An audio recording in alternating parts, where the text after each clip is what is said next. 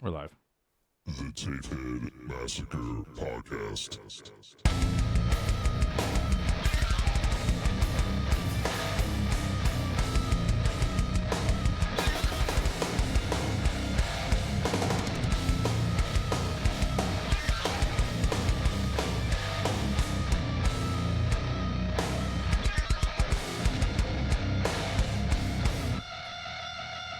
And welcome back to another episode of the TapeHead Massacre Podcast. I'm Caleb. I'm Ed. And today we are joined with us, the rest of our fucking band. Our bandmates.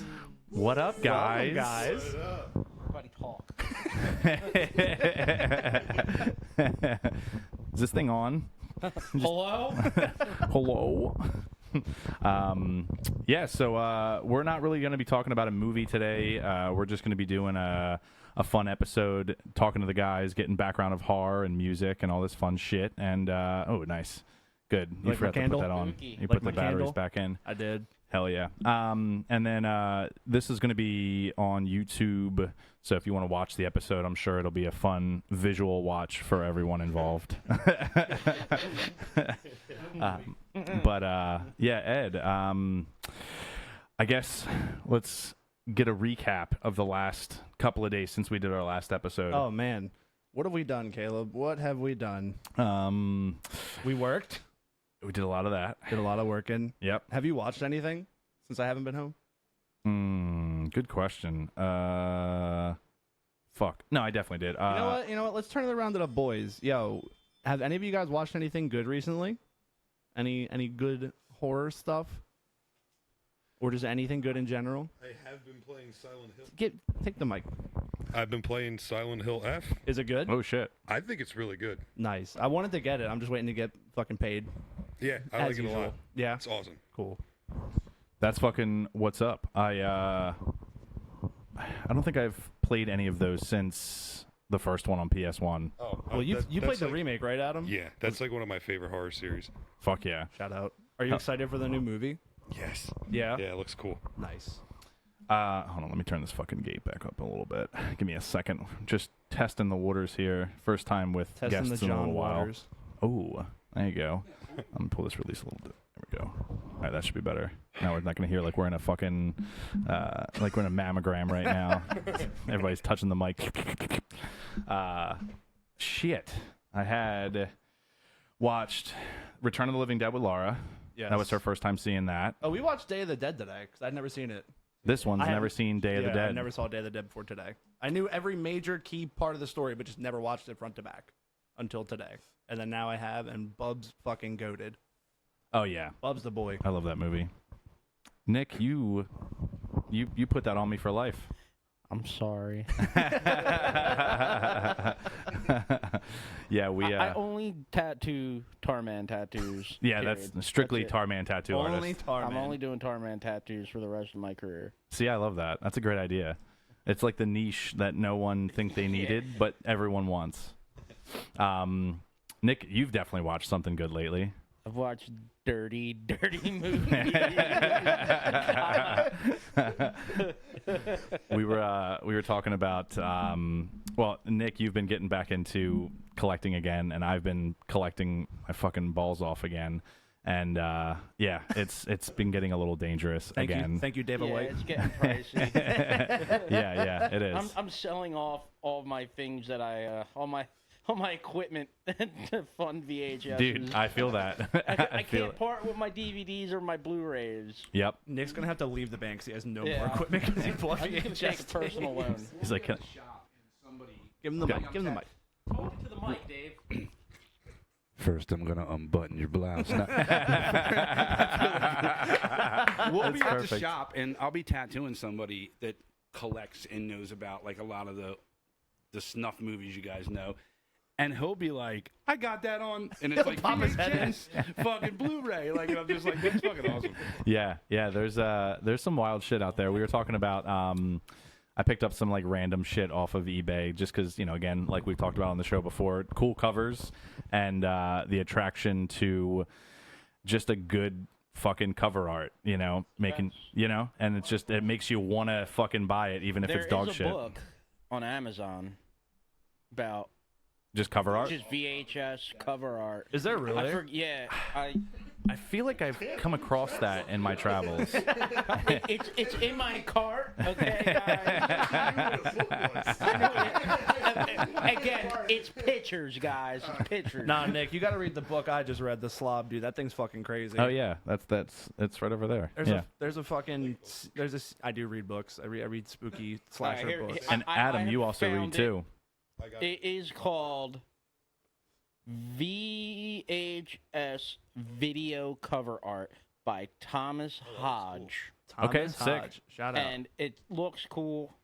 Yeah, that looks awesome. Everybody's gonna fucking. And it's a hardcover. Oh. And it is $29.11.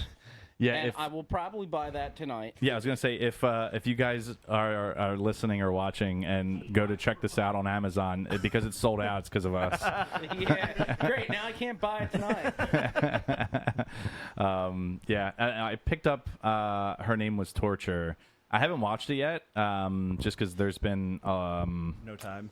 there's been time, but I don't know. I think I need a time to sit down and watch weird Nice shit bowl like of that. Spaghetti and watch it. It's great. Yeah. Yeah. Yep. We did watch today. Oh my fucking! I thought you started watching this movie because it was on our fucking Google Home. Return to Bloodfart Lake.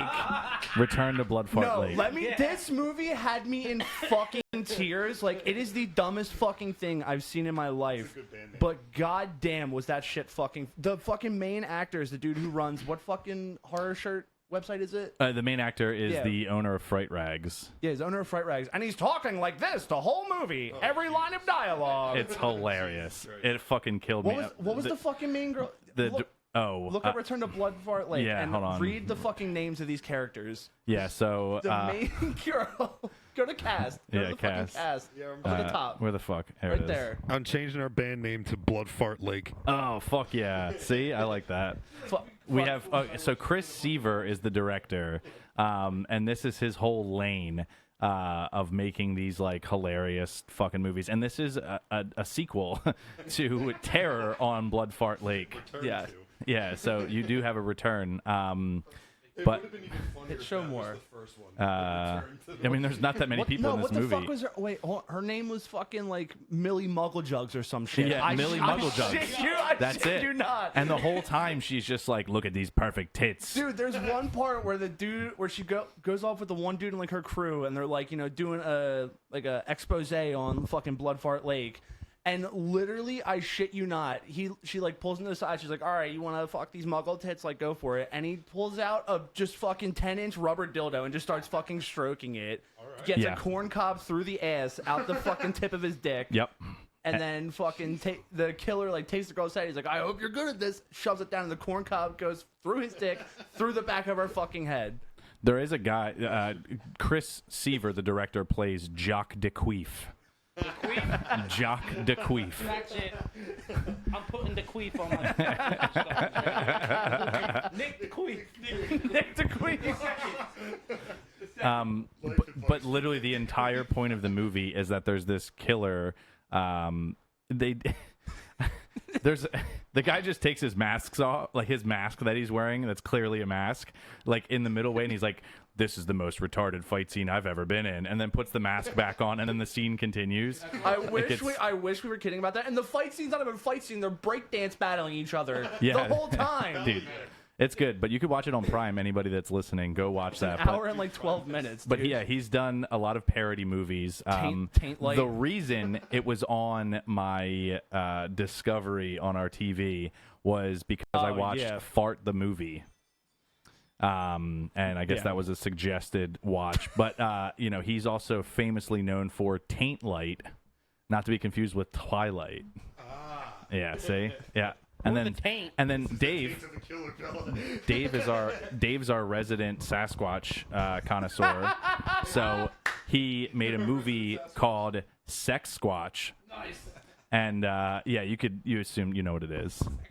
It's got to be great. But yeah, Actually, there's no boobs in it. well, Zero. there was no boobs in Bloodfart Lake. None. They This just dude talked was about. Millie Muggle jugs. Yeah, there was no nudity in the entire movie. Like we could play it right now and it would totally pass, YouTube guidelines. Oh, what is a dildo in the movie? Well, we could just put it for educational purposes. Like the guy that just have waxes Nick his balls explain and what butthole. happens in the You guys have seen that video. I can't hear you, Adam. Nick, give Adam the mic. What are you saying? Could just have Nick explain what's happening in the scene for education. Yeah, exactly. Well, there's that one video that was on YouTube for like years, and it's this like The gay guy. Yeah. Like, the cleaning his ball. yeah, Oh, dude, and his dick and balls man. are out, and but it just Papa Mika says to sing on it. it's for educational purposes. Yeah. because he's showing you how to shave. You can do anything. Basically, I He guess. literally- he has a video on how to bleach. It's like how to bleach your taint. And Yep. like he does the whole thing, like spreads his legs and and everything. then the one that got the most views because it got played on like your mom's house Naring your podcast gooch. it's him naring your gooch. Papa And then Mika it's like did that it's one, literally too. his fucking beanbag is just like hanging out there. He like spreads his butthole and like rubs nair inside And it. he shows a fucking piece of toilet like paper with all the stuff. Yeah, it's got dingles on it. Yeah, it's good. That's my Friday night. Yep, for sure. Oh, guys, but Fucking kid Kurt. I'm not gonna say his last name. This kid Kurt in high school. This kid Kurt in high school passed out, and we put Nair on his hair or on his eyebrows at a party. Oh and my let God. it sit there for like an hour. And he woke up all fucked up and was like, "What's all over my face?" And literally just like Wiped his fucking pulled his eyebrows off. school the next like 2 days later, whatever. People were like, "What's different about you?" Because you notice it, but you don't. And you're like, "Sorry, I heard Nair." Oh, He put that's the so nair on good. his eyebrows. It goes in his eyes. He wakes up blind for the rest of his life. His name was Kurt. So if I see it every season, Yeah, that's amazing. Holy shit. I knew Love it. Yeah, we never got nared. We always gave each other. We always antiqued each other in high school. Yeah. So Yeah. rest his peace, Jake Heaton. He fell asleep at a house party at one of my old friends' house. We put baby powder in the pockets of his pants and all over him. He got the stuff off of him, and then he went home. And we get a phone call, and he goes, "You guys are fucking assholes." I'm like, "What?" He's like, "I went to bed as soon as I got home, and I woke up. My whole entire bed is covered in baby powder." Oh my god. Oh, that's awful. That's funny. That's so good though. Yeah, antiquing's a good time where you just get them a little wet. You know what I mean? And you just put a ton of fucking baby powder or baking soda all over them. Oh man, that's good stuff. But yeah, Return to Bloodfart Lake. That's is the audio? Did I have this muted? Yeah, it's muted. It's muted. But I was gonna say, how does Goober know there's a dog on the TV? But I guess he just sees it. How many Yeah. times have you watched this movie? He's like, "I know this scene. Yeah, There's he's a like, dog in this part." I know that. That's my boy. That's my boy Blue. Well, let's break it into the first thing. Whoever wants to, I guess, Adam, you have the mic. So, dude, what's the first horror movie you can remember watching that got to you, or at least that has stuck with you over the years, that was like A, good, or at least B, memorable? Well, I mean, the first one that I can remember, and it's still probably one of my favorites and my favorite book, and it's probably part nostalgia, is Silence of the Lambs. Okay. My dad, when I was like 6 or 7, my dad rented it from Hollywood Video, and he sat me down before we watched it because I liked like some of like the cheesier, and I always liked Goosebumps. Like I literally had my dad Oh, read dude, me. Goosebumps is the Read me shit. Goosebumps before I knew how to read at that level and stuff. Yeah. And he just kind of like sat down. He was like, "Listen, it's a movie. It's not real. You're gonna like it." Yeah. And we watched that, and then that kind of kick-started. I would like sneak into my dad's room and steal all his read Stephen King books, and like the first book I read was Oh, whoa. Misery. Oh, It was like my first man. Stephen King book, and that's like my favorite. Yeah. Dude, it's funny. My Misery's coworker Rich is reading that right now. Hell yeah, I love it. I Yeah. reread it. I reread it like every other year or so. It's long, right? It's like It's not as long as it. 400 or so. I'm Not trying as to- long as it. It might not be it's Misery. Like, it's like this thick. So he bought something It's recently. like fucking this. It wasn't it. He bought something recently that he bought like the fine print like version of it, and dude, that fucking book is massive. It's a Stephen King novel, but I Dr. can't. Sleep. Is it The Stand? It is the stand. Ooh, yeah. It is the stand. Great yeah. book. Shitty ending. Yes. Yeah. I don't care what your audience says. That ending fucking sucks. Yeah, I can't even remember the movie, honestly. Even Stephen King has admitted that he rushed the end of it Oh, because hell yeah, dude. it got too big. and he didn't know how to finish it. Wasn't this like peak King on Coke era Yes, too? it was. That's why. That's exactly why he hates that fucking ending. He's like, bro, I did an 8-ball that night trying to rush the ending. Not good. All right, pass the mic to your left or your right. Who's going next? I'm going next. I'm lucky. Nick. Contestant number 2. Same question. Same question. A lot more interesting than my answer. Oh boy. It's not the first horror movie that I've watched. Okay. Okay. It's me and Dave are the old people. You say like Nosferatu or some shit. It's like, I remember when I was a boy. That shit didn't have audio. It had letters. The one that I actually have 2 that stuck with me. 2. Okay. And Demons, number 1. Yeah. Good one. And Popcorn. Oh, yeah. Oh. Popcorn with the classic cover. I can remember clear as day my uncle sleeping over a couple blocks down the road from here. Oh, shit. Okay. Yeah. And them 2 have always stuck out, Yeah. you Nice. know, and been Is a there any staple. reason why it stuck out, or just like memorable? Because those are like your earlier ones that you remember. I don't remember most of like the later 80s, but 89, 90, 91 is what I can remember. Okay. And Popcorn, it Just stuck with you. just stuck with me. Demons, I mean, Demons is a good one. Demons was, Yeah. it was at the top, man. Hell yeah. Even the second one. Even the Demons second 1 and 2 are good. Yeah, Those are both really They're good. both great. I mean, you know, just there used to be a little tiny rental mom and pop shop Oh, hell yeah. on the corner on Roseberry, Oh, okay, nice. where he lived on Roseberry Street, Nice. and we used to have the little chips. Oh, little chips? yeah. Them Johns, man. And I can remember them two actually going in there and renting them and going back to his house and watching them, you know. Hell yeah. Hell yeah, dude. I was really big into Freddy. I wasn't that big into Jason. It was, That's fair. you know, it was weird. 976 Evil. Oh, yeah. Oh, I yeah. mean, 976 Evil's great. Stephen Jeffries. That's a Yep. fucking good one. Yeah. Yeah. They're the ones that stick out. And Elvira. Oh, of course. Oh, yeah, oh, we have we have Elvira's Yeah. we have the October right calendar right here. That's gonna be we valid used to next watch year. her little series at my dad's rehearsal studio. Yeah. here. Nice. And In speaking of Elvira, in the what the fuck was the documentary that like they released?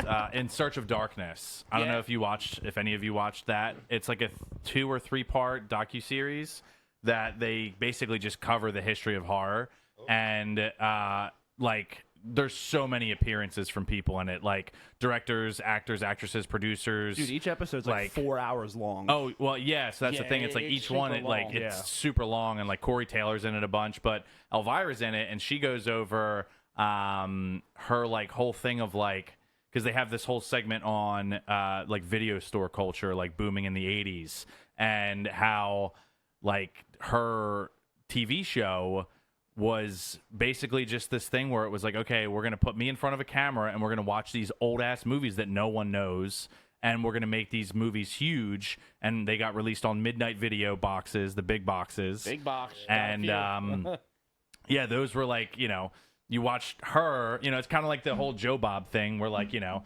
with his Last Drive-In and, you know, just having horror hosts in general, you know, what Svengooli's the other one, right? Yeah, that's like the Yeah. other notable one.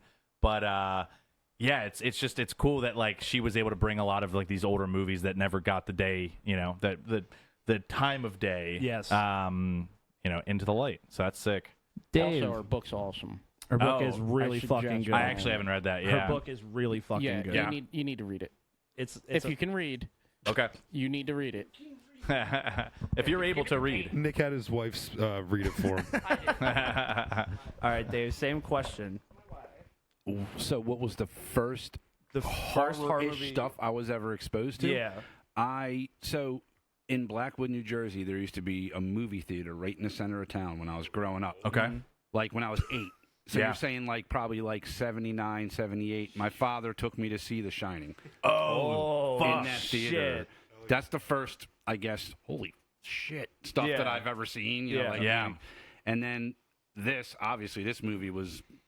Yeah. I was about to say, somewhere I along the saw line. you getting sucked in. I was Well, like, we yeah, gotta get, man, we I've gotta seen get to this movie a Dave. million times. Yeah. And This movie's great. Silent Night, Deadly Night. Oh, yeah. Because that was in the 80s at Yeah. some point, but I Yeah. don't know when. I don't know dates. I think it was 82. Yeah. One or so- two, one or yeah. two, yeah. Because So it was that kinda like, shit, yeah, like- right after the slasher boom picked up, that was like one of the first Christmas slashers. I think So it that's was the first no, Black Christmas was the first. Black Three. Christmas, Yeah. I guess it was The Shining, then Silent Night, Deadly Night, and I don't know when the thing came out. That was 80. early 80s too. It's like 83 or something, right? Like 82. 82. Yeah, right? there you go. So that's the first three. Hell yeah. Easily. Yeah, that's sick. Yeah. Big up to Dad for taking me to see The Shout Shining. out. Fuck yeah, dude. Shout That's out. so sick. Can Yeah, I and have then popcorn? Can I have some M&Ms? No clue. Couldn't understand what was going on. But All of our dads just exposed us to horror when Same, we were very same. young Yeah. children. I didn't have a dad to expose me. My uncle exposed me. Same difference. yeah, that's awesome. What's it called? Yeah, dude, there's just like, I mean, for me, for anyone that's listened to the show since episode 1 or 2, we went over it. I mean, the first one that got me was me walking in on my siblings, watching Arachnophobia. And Now we know like, where his fear comes from. yeah, dude, and like I have this like perfect picture. I can't even tell you what the inside of that house looked like anymore because that was like dude, I was so young. But like I can remember, I have this like engraved into my brain of me coming into the living room and like laying down on the ground next to the couch, and they didn't know I was in the room.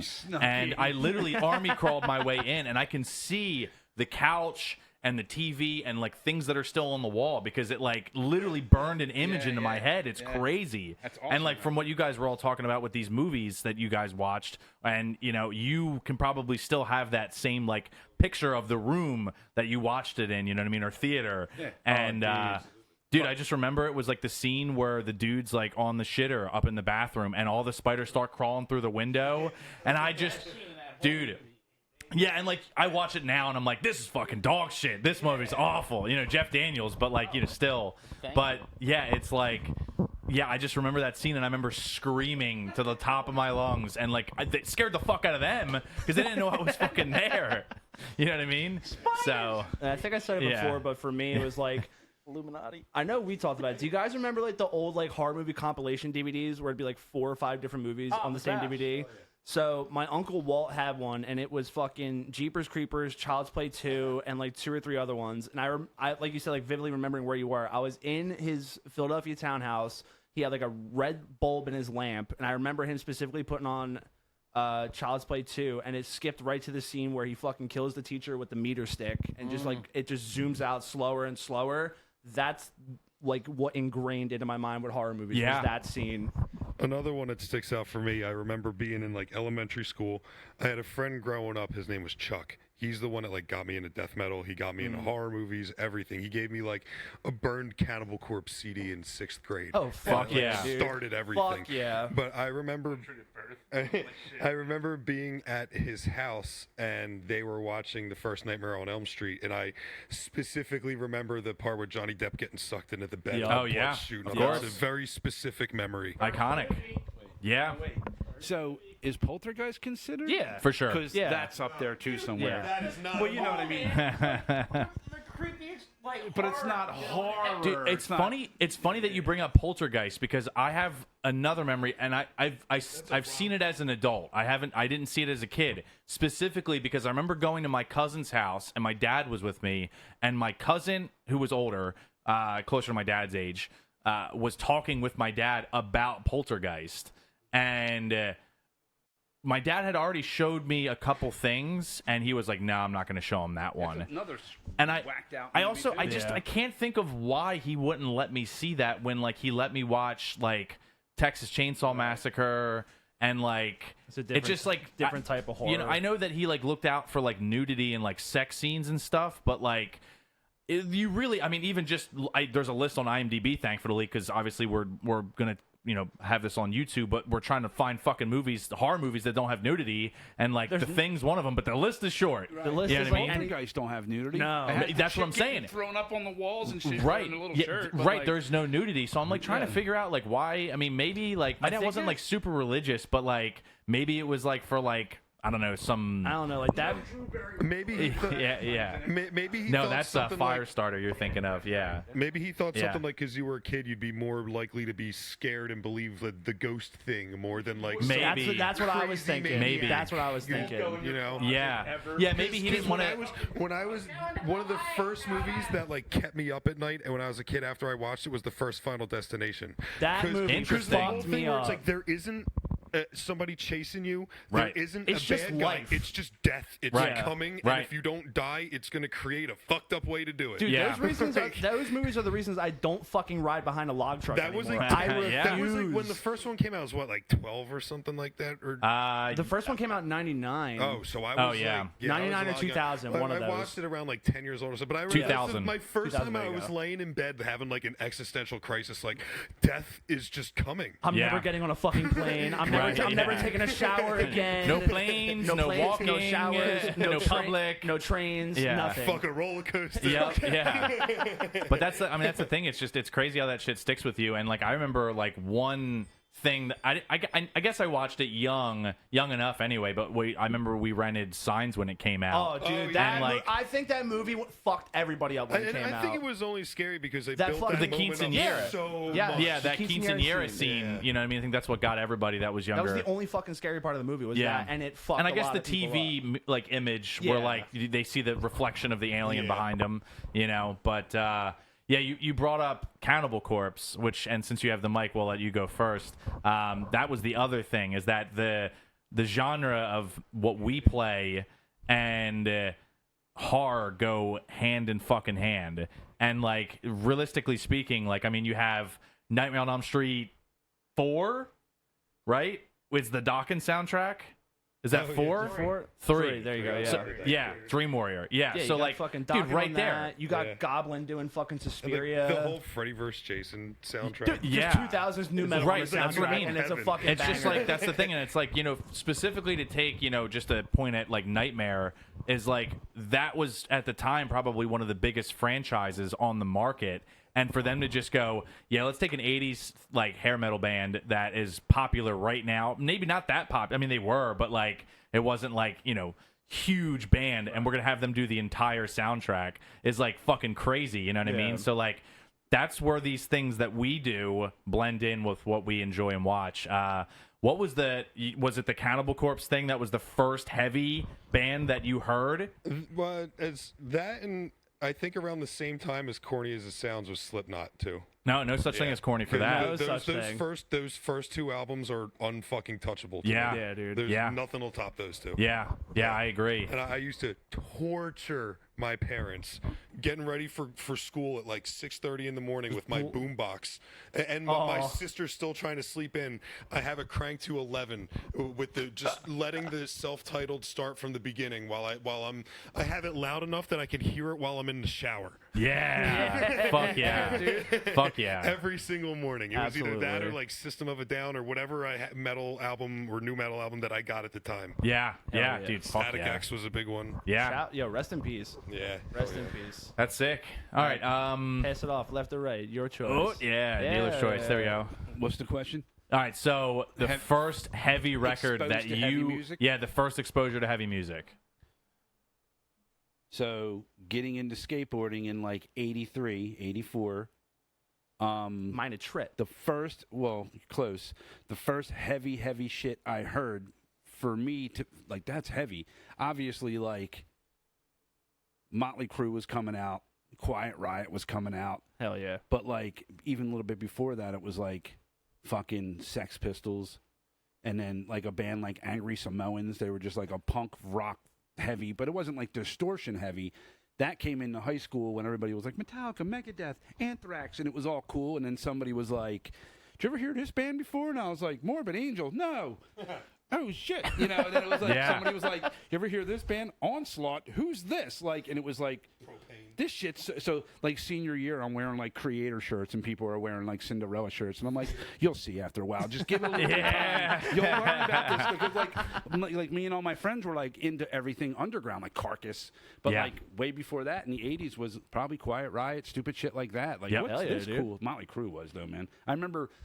What was the channel back in the day? I don't know. You might remember where it had all the videos on TV, but like it would be like on at like midnight. Talking about Headbangers Ball? No, it was before that. Before it was like yeah. some cheesy channel that like did like a half hour worth of like music videos. And I remember Motley Crue was on. I remember fucking Looks That Kill. The video was on there, and I'm like, these guys are badass. Look at these guys wearing shoulder pads and like. And that's now let me ask you this: post watching horror movies or before? the music. Yeah. Post. Yeah. Cool. Absolutely. So yeah. Post. See, Yeah. it was flipped for me. I got into heavy music before I got into horror movies. Because when it was pre, I was into like breakdancing. Like when that shit first got huge back in the day, I was doing it. So I wasn't even listening to metal until I was like, a skateboard, what's this? Breakdancing went away, Yep. and then I could. I'd probably see it. What do you want? It's a carpet, dude. You gonna make him perform with a carpet? Fuck yeah. Google just tackle your ass. True. Yeah, Google will just take you down. So Nick, yeah, what's the first like introduction to heavy? Heavy. And I know that's a broad spectrum term, but Power slop? oh shit. Nah, it was early for me because my dad had the recording studio. Yeah. And everybody and their mother came through that was local. So you had your hair metal bands, you had your thrash bands, your punk bands, your like real oi punk bands. Yeah. You had. I got exposed extremely young. I mean, that's got to be cool as shit, though, like getting exposed to that. 91 was when I got my first Les Paul. Sick. At 9 years old, I had a 79 Les Paul. So, Yeah. Shit. Yeah, that's pretty fucking sick. it was pretty much, a mix of everything, the 80s hair metal, the thrash. Even though there's no bass on it and Justice for All, Yeah. that shit That album- rips. that dude. album It fucking holds. rips. It holds. Yeah, I mean, don't care. it's said that bass drum tone is what changed the way metal recordings was recorded because that bass drum tone at post that record was what everyone wanted. Why did it have to be Lars? Yeah. No, it should have been Lars. Listen, for as much flack as Lars fucking gets, like it all circles back to him at some He point. does that one rim shot solo very good. Yes, Yeah. yes, he does. He's a good Lars. 60, probably. He's definitely like 60. 62. Yeah. Yeah, true. 61. He's 61. Yeah. I was close. Yeah. He messes up a lot, though. Oh, dude. Not that I don't mess up a lot. Wait. He's still getting paid. Yep. Yeah, Dude, no, listen. dude. Yeah, I know. I mean, my fucking. Wasn't it like one of their shows? Wasn't it like reels about them messing up on Yeah, it was a show it was a show they had recently. Stop. It was a show Right. they had recently where they had to stop because Lars didn't remember how to play the fucking intro to the song, they just and it took him like laughed it off 5 and minutes kept to get back Yeah. in. They're Metallica. They can do whatever they want. Going into the crowd, you bought a shirt for $100. Yup, Yeah. dude. Dude, I mean, that's the thing. Like, my sister has been going every single time they do these stadium tours, and like, dude, they're hundreds of dollars. And it's not just her; it's her husband, her three kids. Yeah, I mean, that's the normal stadium price now. Because if you figure you go to, Like a financial. well, I'm saying even like on a smaller scale, if you go to like Fillmore, right, or like the their man's- Franklin Music Hall. T-shirts are $50-$60. Yeah, dude. Right, so like stadium stuff, like those are bigger scale, right? More headroom to have to pay for things. So they're probably $100 Easily. Yeah. Oh, No, dude, yeah, that's man, okay. it's like that's a nightmare I'll trying. pass. And like all I could find when I because I went to the Limp Bizkit one. Yeah. Over the summer. Yeah. I couldn't find any other merch but the couple Metallica tour shirts. Really? Like, we looked around the stadium because my buddy wanted Limp Bizkit shit. We could not find anything. Wow. You wanted that dude out back like, yo, man. Yeah, right. Yeah, every Eagles and Phillies game. Feelings that are like printed in his Yeah, yep. Yep. Fucking washes. Yeah. Fucking comes off after one wash. Yeah, Yep, yep, Goes yeah. from an XL to a schmedium. Yep. Take all your recycles too. True. Oh True. my god, that's good shit. Yeah, dude. So I mean, that's I mean, we've been playing now what? 9 months? 9? Well, I guess I joined. Well, you guys hold on. Counting. 11 months. The three of you guys have been playing together for Like 2 years now. 2 years. 2 years. And then I joined last year. Yep. Yep. Yeah. And then Ed joined this year, Yeah, this year. right? Yeah. That sounds right. Yeah. Sure, close enough. Sucking ever since. We have It all went downhill. we got a couple songs out, and we talked about this on the last episode that we're going to be directing a horror short for our two singles that are going to come out that are basically They're sister songs. they're sister. They bleed into each Are other. they singles if they come out at the same time? Fuck. A They're duology. They're doubles. A double, a 7-inch. They're doubles. Yeah, so it'll be a 2-song split. There we go. That comes out. Yep. Yeah, we got a lot of people. I have Ruben involved in this. Ruben's going to be coming through and doing a lot of legwork for us. That's going to be sick. Ruben's got a great eye, and he's a really good vision behind this stuff. He's been wanting to do a horror short for a while now. And then my homie Josh, I was talking to him the other night, and he's like super on board to help out with whatever. I mean, we have enough people that are like willing to do this. It's gonna be a production. Project, right? Yeah, and like everyone. I mean, like It all lined up perfectly. the people that are involved in this have not really done this before, so that's why I think it's going to be a passion project for everybody and not Abso-fucking-lutely. work. You know what I mean? Because I feel like when we start shooting this, great scene by the way. This is a out. whole cool section here, but yeah, I know, dude. There It's it is. fucking There it is. shit's What the nuts. fuck is that? Yeah, That's not a dog. yeah. I just don't like seeing the dogs getting squirted. I on, know. Like, Practical effects will always hold up. Well, that's funny because that's That's- actually a that's really question, a question we that have we on here. had on here, and you know, I think oh, poor buddy, he's like, fucking stop doing that. Stop it! Yeah, he's like, stop. Why are they shooting me with liquid? This isn't water. I can't drink this. But yeah, one of the questions that we had, and we can just kind of go around the table for this one, is practical versus CGI. You know, I think both have their place in horror specifically. I mean, it happens in action movies too. I mean, you just take the 80s. Those explosions aren't all real. Yeah, right. How about in every trauma movie, they use the same car crash? Yeah. I was like, I don't know how much. I think it cost them like $1 million, and they put it in every trauma movie. I mean, shit. That's Trauma's budget That- for like 10 films. at least, Yeah. at So- least 10 films. Trauma trope, if you will. There you like go. that. I That's like a trauma that. trope. Trauma Yeah, trope. for sure. But I mean, Drinking Pepsi. I pretty much sponsored by Cherry Pepsi. Yeah, I stand behind the practical effects because I feel like everything that I watch that has practical effects in it, you can obviously tell. And you know, Tom Savini being pretty much, you know, The God. the The best fucking god the he best is, at yeah. it. You know what I mean? I mean, then you have Herschel Gordon Lewis and the whole team that worked on his stuff way back in the fucking The day. fucking 60s, that like bro. you know made people like think they were watching real murders and shit. Snuff. Yeah, snuff. Yeah. So That's not film. That's snuff. yeah.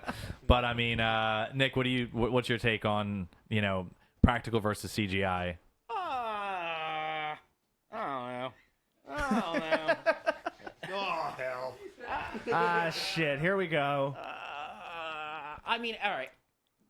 As far as the 80s go, that stuff, man, It was cheesy, but it was cheesy in a good campy. Look at that. Look, Yeah. Would you just look Yeah. at that? That's perfect. Yeah, right, exactly. That's what makes it so cool. We were just watching You got it. You got it. Bloody Muscle Bodybuilder in Hell. Bloody muscle bodybuilder Which, in hell. listen, you were talking about fucking video store chips. The Blu-ray up there, Dave, to your right on the shelf, you should see 2 Blu-rays to the left. There's one that's like the skinnier one. Says Bloody Muscle Bodybuilder in Hell. Yep. Can you grab that? So anything. that has a ton. This was sealed when I bought it, so it's you can there you go, perfect. But it if you open it up, there's a ton of shit in there that it came with, and one of them is a video store chip. See, that's what people need to start doing. That's what I'm saying. Stickers and Yep. junk. And dude. at Latchkey Records, which is literally right up the street here, I was telling you about that shop a couple weeks ago when we were hanging out. They do like a video store rewards program. So for every 10 tapes you buy, you get 1 free. Oh, sick. Yeah. Hell yeah. So Incentives, baby. Incentives. Yeah. And it's pretty sick. But you get your little video store card. They do the hole punches, or there's like a decal or something that they stamp on there. But yeah, it's sick. So yeah, you were saying CGI versus the practical. The new stuff, it's cool. Yeah. But my new stuff, Yeah. my new stuff is obscure. Right. Sam Hell stuff. Yep. I mean, it's is it porn? Is it horror? Who's to say? Is it both? Right. Who gives a shit? Right. It's awesome. Yeah. And the fact that you actually get like death metal. Right. Like, right. there's Well, no they're just- storyline, people. They're putting in there's bands. No damn storyline in it. It's just straight violent pornography, gore, Yeah. and death metal. Yeah. Yeah. I like that stuff. I like it to not. I do. I have a lot of it. Okay, I'm Yeah. sorry. It's okay. I like that stuff. I think it's Listen, we don't kink shame here. It's okay. boobs and blood, man. Yeah, dude. Listen. It's always been that way Yep. for me. Yep. It can't have one and not the other. It goes Right. hand in hand. Yep. Period. I agree. I mean, literally. Again, back to the whole thing of nudity in horror movies. It's pretty much, it's a staple. It is a trope. It's a trope within the genre that is. you're gonna have horny teenagers that get the Bro, just look at that Friday. get the shaft. Just look at fucking Friday 5. The fucking waitress just in the bathroom getting ready. It's showtime. Yeah, just, yeah. Just ripping them out. Yep. Yeah. So Or I mean, Annie Linnea Quigley. right. Which, like I said, I just showed Laura for the first time Return of the Living Dead, and she's wearing a prosthetic vagina in that The one. prosthetic vagina. Yep. Which I thought was Yep. pretty funny because I'm like, you guys were already there. I mean, it's like, who's gonna question that to be fake? Wait a minute, that's. I wonder who owns Yeah. that prosthetic now. Yeah, it's got to be somebody has it. It's in somebody's collection. Yeah, it'll be Absolutely. yeah. As soon as I found out it was fake, it took me totally out of the immersion of that movie. Adam, awesome. what say you on practical versus CGI? I mean, I tend to like practical more. I think it holds up over time more. Yep. Because like you see even stuff from like the early 2000s or like even like 2009, 2010, dude. Yeah. heavily CGI'd movies look like shit now. Yeah. And it's like even the stuff that we thought looked great. Like I still think one of the only movies that really held up. It's like with graphics wise from back in the day. It's not even horror. It's shit like Toy Story. Yeah. For some reason, that still looks good. Yeah. But like everything else that's like computer rendered or heavily CGI'd back then looks like a goddamn PS2 game. Yeah. dude. Yeah. No, it's true. And it also goes in turn, too, with, like, once you got into the 90s with the CGI, like, all those were going to VHS. There was no other format just yet. And, like, because the quality was so low with VHS, that the effects they were using looked good. And then you get these, like, 4K restorations, and you watch them, and you're like, whoa, what the fuck? But it, like, adds to it, right? It's kind of that whole like allure to it is, you pop in a tape from, the 90s with shit CGI and then you're like, yeah, it looks pretty good. Yeah. But it's like even like the newer stuff. Like people might not like the movie as much, but Terrifier looks awesome. Yeah. Terrifier's because fucking it's all- awesome. And you dropped a little bomb on me today about this that I didn't know. I don't know if you guys knew this. So the people behind the effects and all every Terrifier movie besides the first one is Tom Savini's understudy from his effects company. He's the same one who made the Fiend mask for Bray Wyatt in WWE, cool. made all the Wyatt 6 masks. He even helped with the Wyatt 6 haunted house at Universal. Oh, shit. Yeah, so that's Tom Savini's company doing that. I think they did it mainly in the third one. I think he oversaw it on the second, but I know for a fact the third one was like all their production That's sick. company. Yeah, That's cool. Yeah, it's crazy. I mean, and it checks out because I mean that's probably the The closest we'll get to like realistic practical gore anymore. Yeah. I mean, there is, and there's very few movies that are coming out now that are.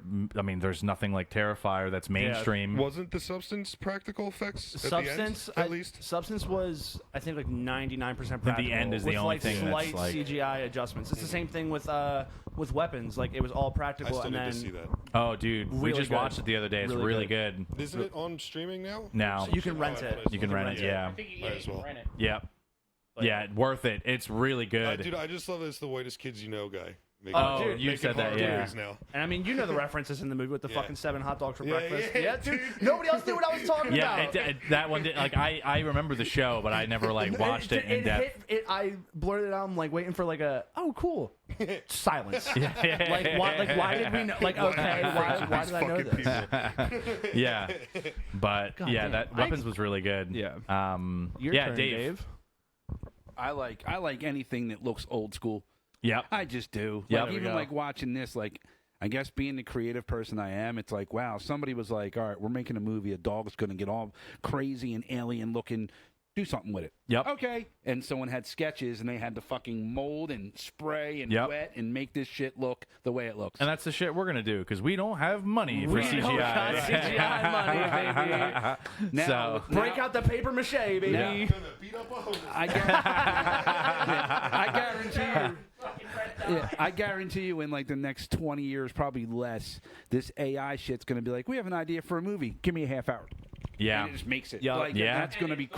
Yeah, Yeah. of course it is. Well, Yeah, like it's going to suck. I'll go on a little AI rant real quick because there's here been we go. something that's there's been something that's really bothering me on TikTok lately. Oh, dude. So you crashed out over this. dude, at work. I like got so mad at work the other day. I've like, never seen him and, this like, fucking mad. I've never seen him this fucking mad. I in don't- the 10 years I've known him. Yeah, I don't. Everyone's like, allowed a little crash out as a treat. I still am going to do. I'm gonna like make a video and like post it because like I'm not the type of person to like go nuts about like my opinions and things online. But this is one that like I have enough people that would like Back agree with the idea that I'm like, all right, like but this band that I came across, I don't remember the name. I don't care to remember the name. Apparently, it's one guy, and he recorded all of the instrumentals, is what the article says. Because I deep dived it, because the way I came across it was it's just a video of this girl. It's got TikTok girls thousands. going crazy for it. It had 1 million likes when I saw it. It was like 3 million likes. or And some shit like that. it's a song, and it basically just sounds like a Dance Gavin Dance song or like that like swancore style genre. And and I was like, okay, this is like catchy, whatever.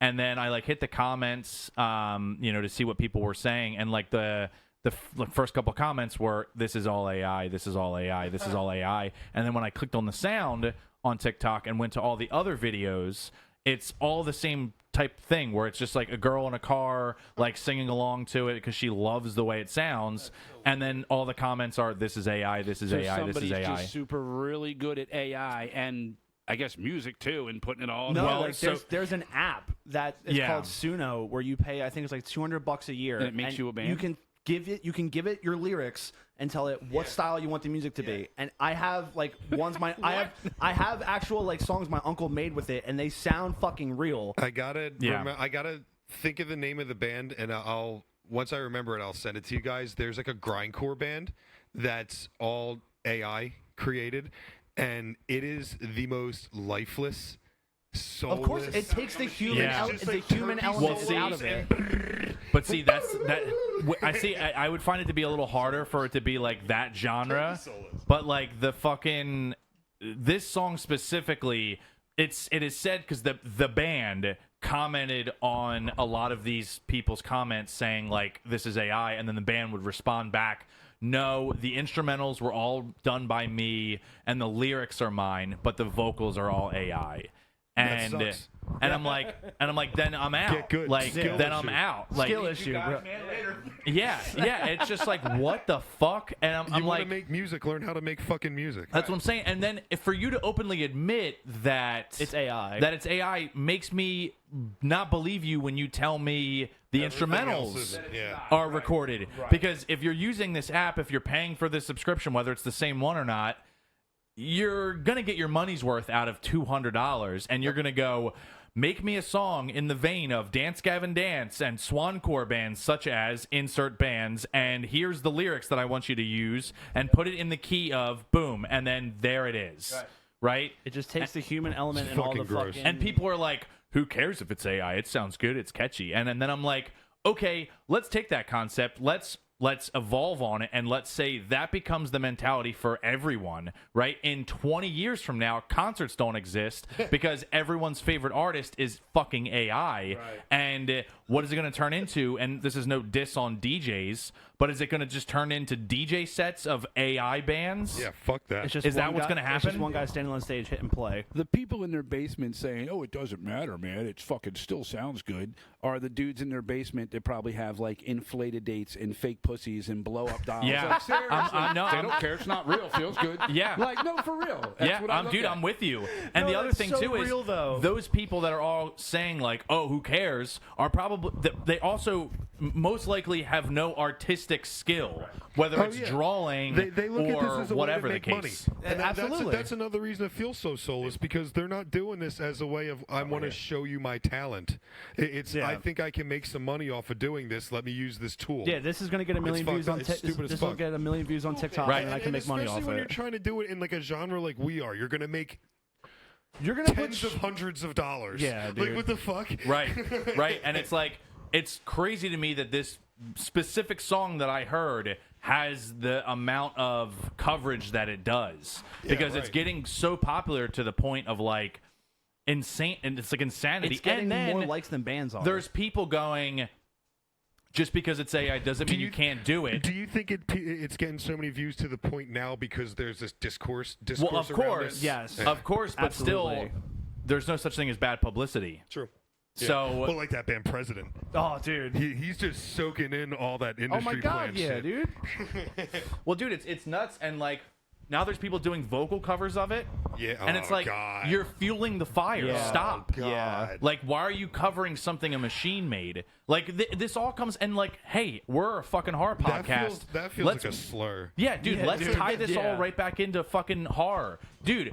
It's Skynet. Singularity. Yeah. It's Skynet. Yeah. like at the Singularity is the day that the robots become more Yep. useful than the humans do, and they just take us the fuck out. yeah, and it's like it's like, dude, it's insanity. Like. The only happening. thing that I think AI should be Porn. used for, I mean, hey, listen. I haven't, because I'm not paying for that. That lane of AI I don't want to go down. I mean, to your. Let me see the mic.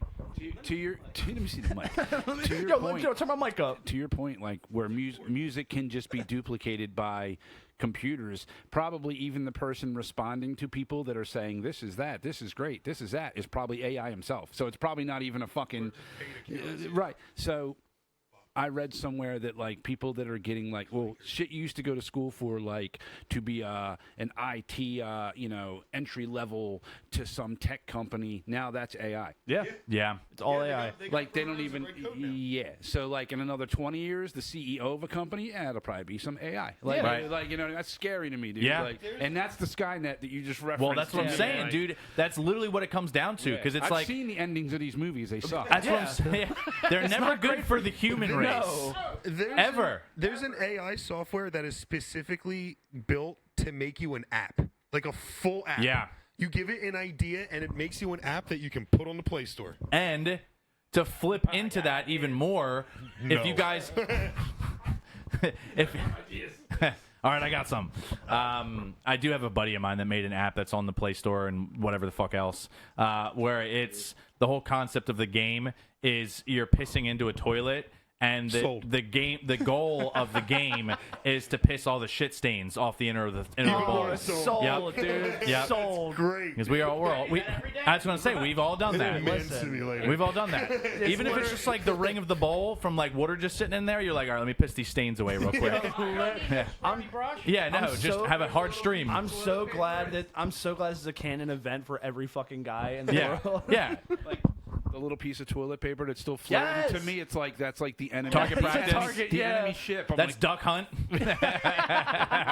Target acquired. Yeah, shout out Jason though for making that app. I forget what the name is, but I'm sure if you look up "piss and toilet game," it'll come up.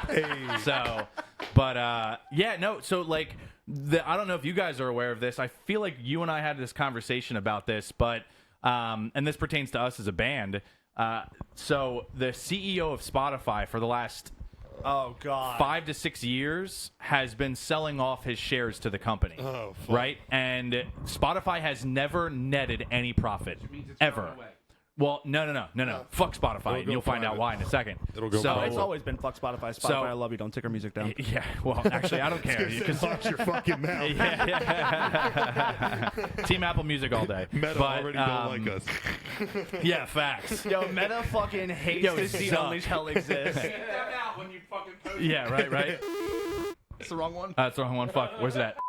That's yeah. the one. Hey, Zuck, go yourself. There we go. Yep. But the CEO of Spotify has been selling off his shares for a long time, right? And the company has never netted any profit, right? It's never made any money. So the way he has made money is by selling off shares of the company, right? He's taking all of that money and he has invested several $1 billion into weaponized AI. What the fuck? So bands, there are fucked. bands, larger bands, like a band like us, it's not going to make a dent. Right. But there are larger bands like Kings of Leon and Yeah, right. Arctic Monkeys, and that would be the biggest one. If that happened, then that would be ideal. But there's bands like Kings of Leon and Arctic Monkeys and a couple other ones that have taken their music completely off the platform because they don't support that. Yeah. And Spotify is notorious for being the lowest paid out for artists to begin with. Yep. dude, it's Isn't Tidal the highest? Deezer title is Deezer is the highest paid out for artists. What do you got? I heard Tidal pays good. Yeah, that's the thing. I mean, you know, you have Spotify's like one stream is like 0.001 of a penny. Yeah, that's bullshit. yeah, and it's like, fucking stupid. and then it's like these Guys, we AI made bands. this. Guys, we got 1,000 views. We made $1. Me first on. Right, yeah.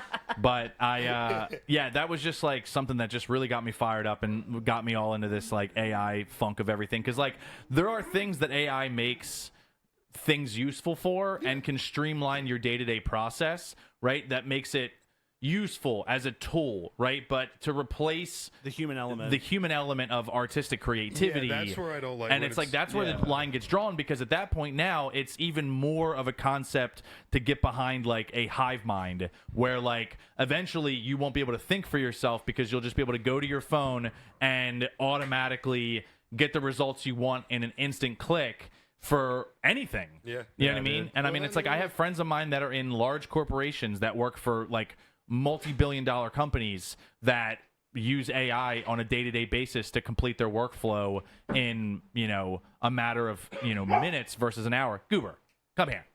No barking. Stop barking. But yeah, it's an insane thing that's going on right now that I wanted to bring up because it fucking got me all fired up the other day. You're crash out at work. Every band I hear, I'm gonna think it's suspect. Well, Yeah, dude, I mean, yeah, dude. I fucking It's pretty easy to tell. I don't Yeah. blame you.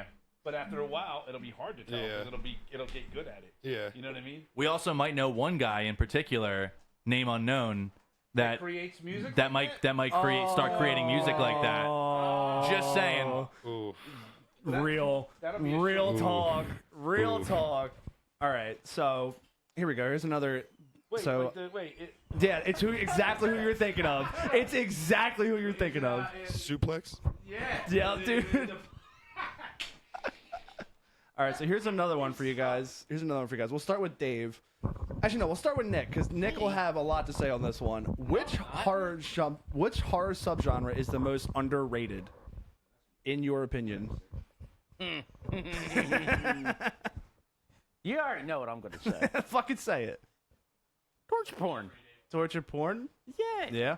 Again, I'm such a huge fan of Sam Hell's stuff, man. I've never seen a single Sam Hell It's thing. fucking wild, Is dude. it? Are we going to have it playing at practice next time we fucking play? Oh, dude, I got all kinds. I mean, I remember when Fluid Fields went up on VHS.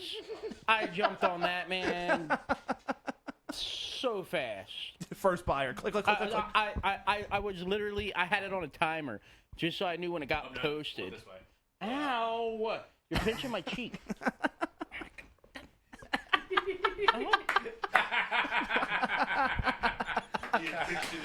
Look what you fucking did.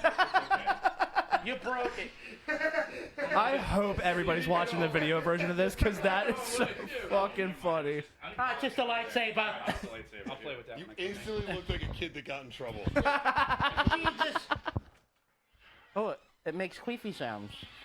It does make me sound. Yeah. So torture porn? I like cheesy shit, man. I like gore. Like shot on video type shit? Shot on video stuff, man. I mean, these dudes are doing it on like $0 budget. $0 budget, and you know, That's the one thing I said to Caleb the other day. I'm like, yo, with these, because I just saw my first shot on video. I've only seen two now. I've seen, was it the Dead Next Door? Yep. That one, and Bloody Muscle Bodybuilder in Hell. Those are the only two I've seen.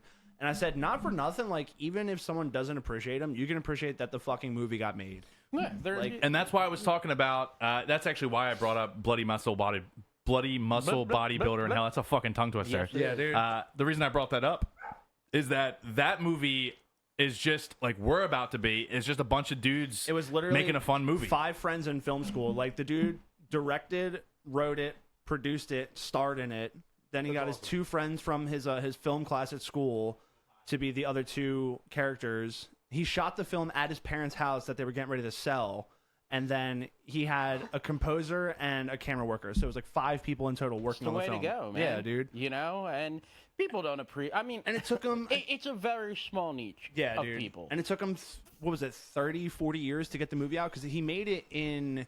Started making it in 95, finished it in 97. It didn't get put out until 2012 in Japan, and he made 100 copies on DVD-R strictly just for that, like just to hand out. And then 2017 it got its UK release, and then 2022 is when it got its North America release. So it took 40 years for that movie to get to North America for us to be able to see it. From just like 5 How or many 6. did you say? 40 years. That's not 40. That's 30. That's 30. I'm only 40, big dog. Or I'm only 30. Listen, Fuck, dude. dude. Listen, Damn. dude. Listen. I'm 31. Listen, so yeah. I'm not good at math, all right? Neither Fuck. am I. This Neither am I. many. Yeah. This many. But yes, you know, you can't reinvent anything, man. It's just like No. tattooing nowadays. Yeah, dude. You know, You can't reinvent the wheel. You could do a realistic rose. You could do black and white rose. You could do traditional rose. You could Right. do new school rose. You could do an abstract rose. Right. Just like horror. End of the It's day, all been done. Yeah. Yeah. Just have fun with it. Mhm. You Yeah. know, and I don't know. I answer. like stupid films that are great. Hell yeah. Yeah. Stupid films that are great. Dave, you could just leave it. What about You can just leave the couch. What about great films that are stupid? Great films that are stupid is even better. Hell yeah. Which, tons of them. Yeah, see, it gets into the realm, like, with me, and, like, I've talked about this on the show a ton of times before, is that you take movies that are, like, it happens a lot in modern movies. I'm sure it happened more back in the day, but I think the older movies you can kind of have fun with for other reasons. But, like, newer stuff that's, like, this is a serious movie. This is going to be a total art project, and this is, like, super serious, but, like, it lands flat, and it's just corny. Like, those, to me, that's the ones that makes it harder for me to watch a lot of newer movies, like especially like the big blockbuster stuff, right? Like the stuff that hits theaters. You are an Oscar the Grouch for that shit. I am, and it's like, because I feel like Same way. Yep.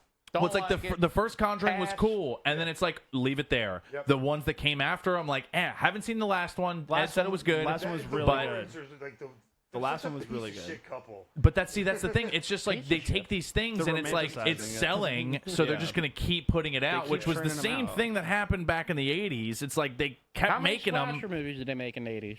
God damn, Do you dude. want to talk high numbers? Google that. Yeah, seriously. I mean, fuck. I mean, I'm sure it exists, I'm but sure it exists, how dude. many slashers were made in the 80s.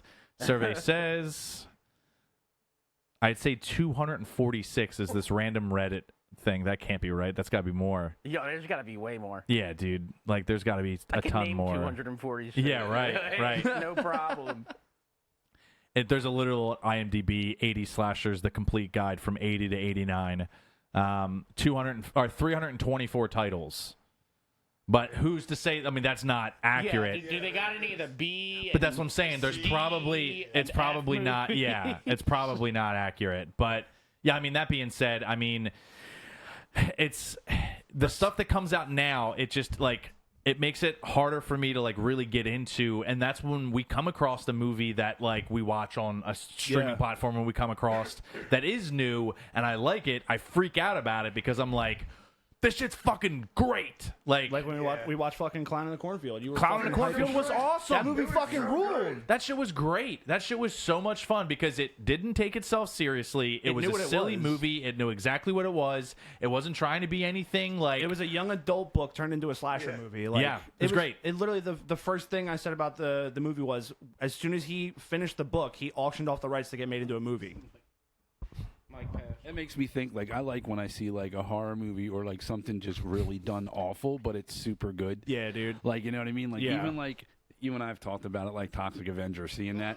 Oh, yeah. Dude, But seeing I've that heard and, like, some of the killings, it's just like, that's Yeah. hilarious. It's so bad. it's Right. good. And I've Yeah. and they know that. Yeah, exactly. They know that. The best part Right. about that is because I listen to Dead Meat all the time, and they did like a rapid fire movie review, and the new Toxic Avenger was one of them. Their biggest thing was like it's the same exact feeling as the old ones, where it doesn't take itself seriously. It's a shit ton of fun, and it's just all these fucking like Right. yeah, exactly. It's not supposed to be great. I love when you see a movie and like somebody jumps off a building, and as they're showing the person falling, it's like they're like curved because it's like a Yup. mannequin. Yeah. So good. Yes. It's like Well, floating. that happens in Toxie when they throw him out the fucking window, and it's just like, you know what I mean? Yeah, it's just clearly a mannequin body. So good. It's amazing. So it's good. so much fun. And that's going to be our budget. That's right. Exactly. But I will say, but see, Caleb's gonna call me and be like, "Yo, on the way to the set, can you stop at BJ's and get 5 gallons of ketchup?" We're not gonna have dummies. We're gonna have like trash bags filled with straw and shit. no, see, dude, Our budget is I'm so low, telling we you, have to do it ourselves. I'm telling you, like, I will say this now, and for anyone listening and watching, this, I will make this with my Groucho Oh, dude. mentality. Dude. Okay? I will Dude. make sure It's gonna that, be such a shitty '80s B movie, Dude, Hell but yeah. I'm it's telling gonna you, be great. I have to say that the sole intentions with this entire thing is that I want to make sure that it's good. Hell yeah. That maybe you're giving that's some spoiler shit right there. All right, we don't know that just We don't yet. know, we don't know. Yeah, we clip that. Dave, we're gonna make you the final girl. No, there's actually a question on here. Pull up the questions. So we got a speaking of question that, here. So literally, the question is, do we have a final? We'll call it final boy in the band, and who would survive the movie out of all of us? Probably Dave because he would see I some think- shit happen I and he think would it- just do a U-turn and Yeah, go back home. I literally think it would be Dave. Dave's the it's one too at hard the to get beginning. Dave out the house anyway. Dave's the so. one at the beginning of the movie where everybody dies, and he survives specifically because all of us got off at a creepy ass barn to go look at it. And he's like, you know what? I'm gonna run to Wawa and get a couple fast breaks. I'll see you guys in an hour. Like, that looks cool. Let's go. Yeah. As soon as you're saying that about me, that's funny because I'm watching this, and the doc, after they kill the doc's like, "Oh, well, check this out." I'd be like, "I'm not fucking touching that." I'm like, seriously, the first thing I thought, I'd be way outside. Like, no, you're around that. That's getting clipped for the Instagram. Yeah, for sure, for sure.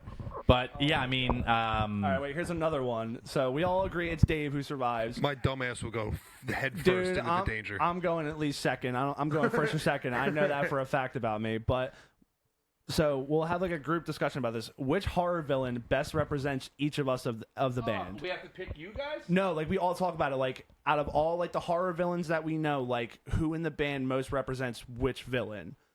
Huh. Shit. That's tough. It's a fucking good one. Damn, that's really That's a stumper. fucking hard. So if you actually said, like, if you actually said a horror villain, So then maybe I could be like, oh. So okay, so let's do this. Let's If I do, know like, them. I mean, well, if you have the who's typical the, five, Who's the big five? the big right five, now? you have Leatherface, Leatherface, Freddy, Jason. Michael, Jason, and then Pinhead or Chucky. Pinhead or Chucky. Chucky. I feel yeah. like I feel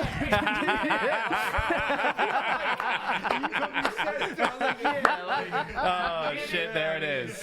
yeah, I feel like it is.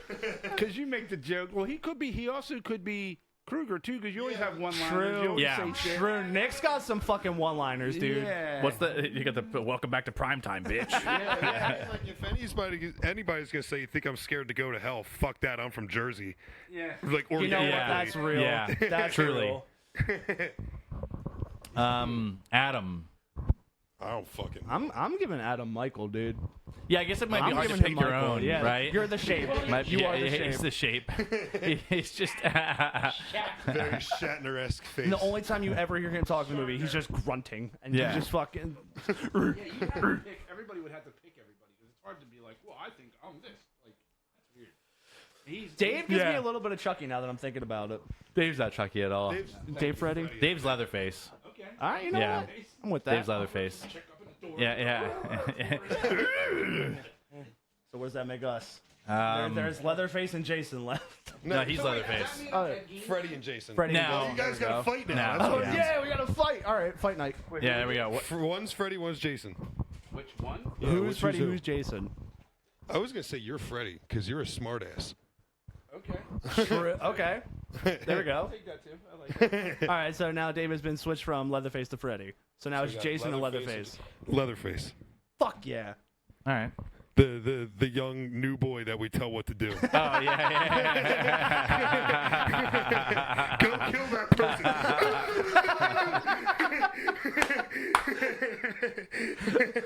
Real shit. shit. Real shit, dude. That's perfect. Real shit. That's perfect. I am the. Jason. There we go. You don't No, that's like when great. people fuck. And in one of our videos now, standing out in the middle of a deserted road, just fucking. You get really Yeah, angry. do when the people chainsaw have dance. sex. Gets really angry when Yeah. people have premarital sex. Why are you fucking? He's Jason. He gets mad when people have sex. Yeah. Okay. Like, why not? Why not me? Against a tree and sleeping. Yeah. It's probably the best scene. Oh, easily. I love how bad the machete hit is on the dude in the wheelchair. Oh yeah.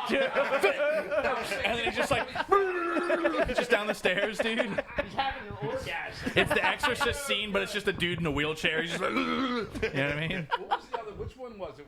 Was it the 3D one with the fucking kid that was in the wheelchair, or the kid that like the curly haired kid that like none of the chicks Oh, like? that's the third one. That's the that's third one. that's, That's the third one, 'cause Larry. No, well, Larry's the actor. We met him at the Mahoning. He plays it's a woman's name. It's like Fuck. Sal, or not Sid, Tracy. It's It's fucking something like that. But I shit. know it's the third one for a fact because he's the reason Jason gets his fucking mask in that movie. Fuck.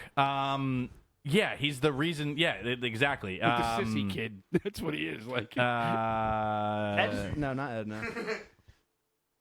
God damn it. that's the one with the old guy. Fuck, with the why can't I fucking with the- think of his name? With the eyeball in the bag, and he's like, "You guys." He's not even get top out of credited here." cast. Hold That's on. fucked up. What the fuck? You can't Why think can't of his I name. Hold on, I got this. It's in here. It's got to be. I don't think you're as big of a horror. Shelly. Shelly. There we Shelly. go. Yeah, we had S's. We were going with the S's. Yeah, I was like, Susan, Slammy, Swammy, Samsonite. Samsonite. I was way off. Samsonite. I was way off. I want to talk to Samson. Oh my god. So Freddie. Chucky. Freddy, Chucky, Myers. Myers, Leatherface, Jason. Yep. There we go. I Yeah. like it. Yeah, I'm with that. I can with get down with that. I mean, so like we need a music video then where we're all dressed like that, we could do a Halloween thing. like a promo thing, like a Yeah, short. oh, Yeah, I'm dude. down. We'll do it for Bada Bing or something because that's Yeah, something yeah. like a minute long. True. Oh yeah, that's a good idea. I like that. See, we're coming up with shit on the spot. That's just weed. That's just weed, dude. Let's see. We already kind of got through all that. I mean, this is wow. Yeah. Wow. Wow. Wow. Wow. Wait, scroll back down. I think I saw a question that I liked. All right, so what song are we Dick size. What Cut or uncut? All right. So, of all the songs we have now that aren't out, what's the song that you guys are most excited for people to hear? Changing Tides. Changing Tides. Swallowing glass. Swallowing Glass. Probably Swallowing Glass. Swallowing too. Glass. Yeah. I'm tired. I love Changing Tides because that was the first one, and that one holds. That's my second pick. Yeah, Yeah, Changing same. Tides 'Cause holds near and dear to my heart. Yeah, that's a pretty important one because it's like a transition from the last to what we Yeah. are now. Yeah. It's literally the transition song for everybody from last to what they are now. That song is more of like the beat-down song we have. It's just like kind of like the whole song is just... Hey, Mike. The whole, Changing Tides is more of the beat-down like type song. Swallowing Glass is... Just straight. It's like death metal it kind works- of. Yeah, yeah. It's spooky as fuck. It's definitely moody. It's The ending- moody. The ending hits you in the field. It The does. ending the does hit feels. you in the feels. Yeah. And Yeah. then... And then. Yeah. And then. fucking bang. Like, And yeah, then- I hit you in the teeth. Fucking That's we my put you in your bag See, when and then we people hear fuck. it, that's like my favorite part is that transition part. Like, Bro, it's we put so you in your bag. brutal, We dude. put Like, you in your bag at the end of fucking Swallowing Glass, and then we beat you against a tree and spitting blood, dude. I'll tell you the idea I had. I'll Yeah, tell yeah. you. We'll talk about that off Yeah, air. it's cool. Yeah, I mean, What about you? Of all the ones we have, I like now. I Like, really like these two songs. I I like like these the, I two like songs the a lot. spitting blood and swallowing glass going into each other. I think I mean, it could be the fact that I'm just excited about doing the film. Even before 'cause the film that's- idea came up, 'cause No, we for talked sure. about it. Well, I think what happens is that we get to writing something and then sits. You know, it sits for a little bit, and then we put some more work into it, and like what we did with Into the Woods. yeah, and then once And it's then it, once gives once you a it's little more. finished, Yeah. you're just like, ooh, that's cool. That's a whole song. And especially like Yeah. where we are now, like when we first started like recording these, like none of like aside, like I know for a fact I I never have them all still. You, All the old so do recordings and I. shit. But I know for a fact, like when we started recording them all, like it was my first time recording with any of you guys. My first time recording with you. You guys had jammed together in the previous band, and then it was all of us sitting in the studio, like, okay, like what do we want to do? And it was us just. That was my first. It's my first time seeing Caleb's studio too. It was getting to the point where I was Yeah. like, I don't fucking know if this guy really does this shit. Yeah, no, literally, and then literally, like how I came about being in the band was like literally we were at the studio, like just setting up for the podcast. Or something. You guys came, you and Dave came to stop by, and like at this point, like I'm gonna leave names out of it, but I was like, like I don't know if they like me anymore after I had a falling out with this person. And then we were talking about the band and shit, and then you guys were like, yeah, we need a new bassist, and Caleb was like, I don't play bass, and I was just like, yeah, and you guys were like, Yeah. all right, cool, there we go, boom, done deal. It's funny because we were kind of already talking about you being in the band before that even was said. Yeah. 'Cause, Fuck like, yeah, it just dude. made sense because you guys were so close, and Yeah. I knew you played fucking bass already. Yeah. Yeah. So, yeah. I talked to Caleb about this a couple weeks ago. I said, the music, obviously, even when we're fucking around at practice and we start like just jamming out shit, which we ideas. don't remember, you know what I Yeah. mean? But we all kind of know each other better now because it's 11 months in compared Yeah. to the first 2 months. Well, you know what I mean? Like the first 2 months was like, It was all of us getting to know each other. right. Yeah. And then now it's like literally like our writing process now is like we'll jam like 30 to 45 seconds of something at practice and then turn it into a song Yeah. because we're all like on the same wavelength with everything. Yeah. Yeah, dude. That's Well, I think one thing that I was looking forward to this the most for was obviously this has already been a great episode, but just being able to sit down and hang out and like have a night that we do something that's not music, and then Yeah. obviously going deeper into each other's background with music and We're here to and learn your movies. universal truths, Well, okay? that's it. I mean, it's like you don't like when do you get to sit down with your friends and interview / really like focus on talking about things. you guys know us, but you don't know. Right, Exactly. exactly. And it's like Know what I do behind closed that's right. That's I right. have a good idea what it is, but After talking to you this episode, I have a pretty damn good idea. But I mean, that's the thing. I think this like is going to give us a better bonding opportunity It's to a like. morale booster. Well, I think that's like one of the things that's like most important. It's like, and to kind of pair into the genre of what we play too. Like there was a Peeling Flesh interview that was done from somebody like a couple weeks ago, and I've been talking about that a lot. Oh, really? Yeah. yeah, I mean, dude, it's great. And like the one thing that they all talked about is that they said that was the joke band that they formed together. And it's not to say that we're the joke band that we all collectively formed. It's more so this was the band that I wanted to put myself involved in that was going to be a no pressure, everyone has fun.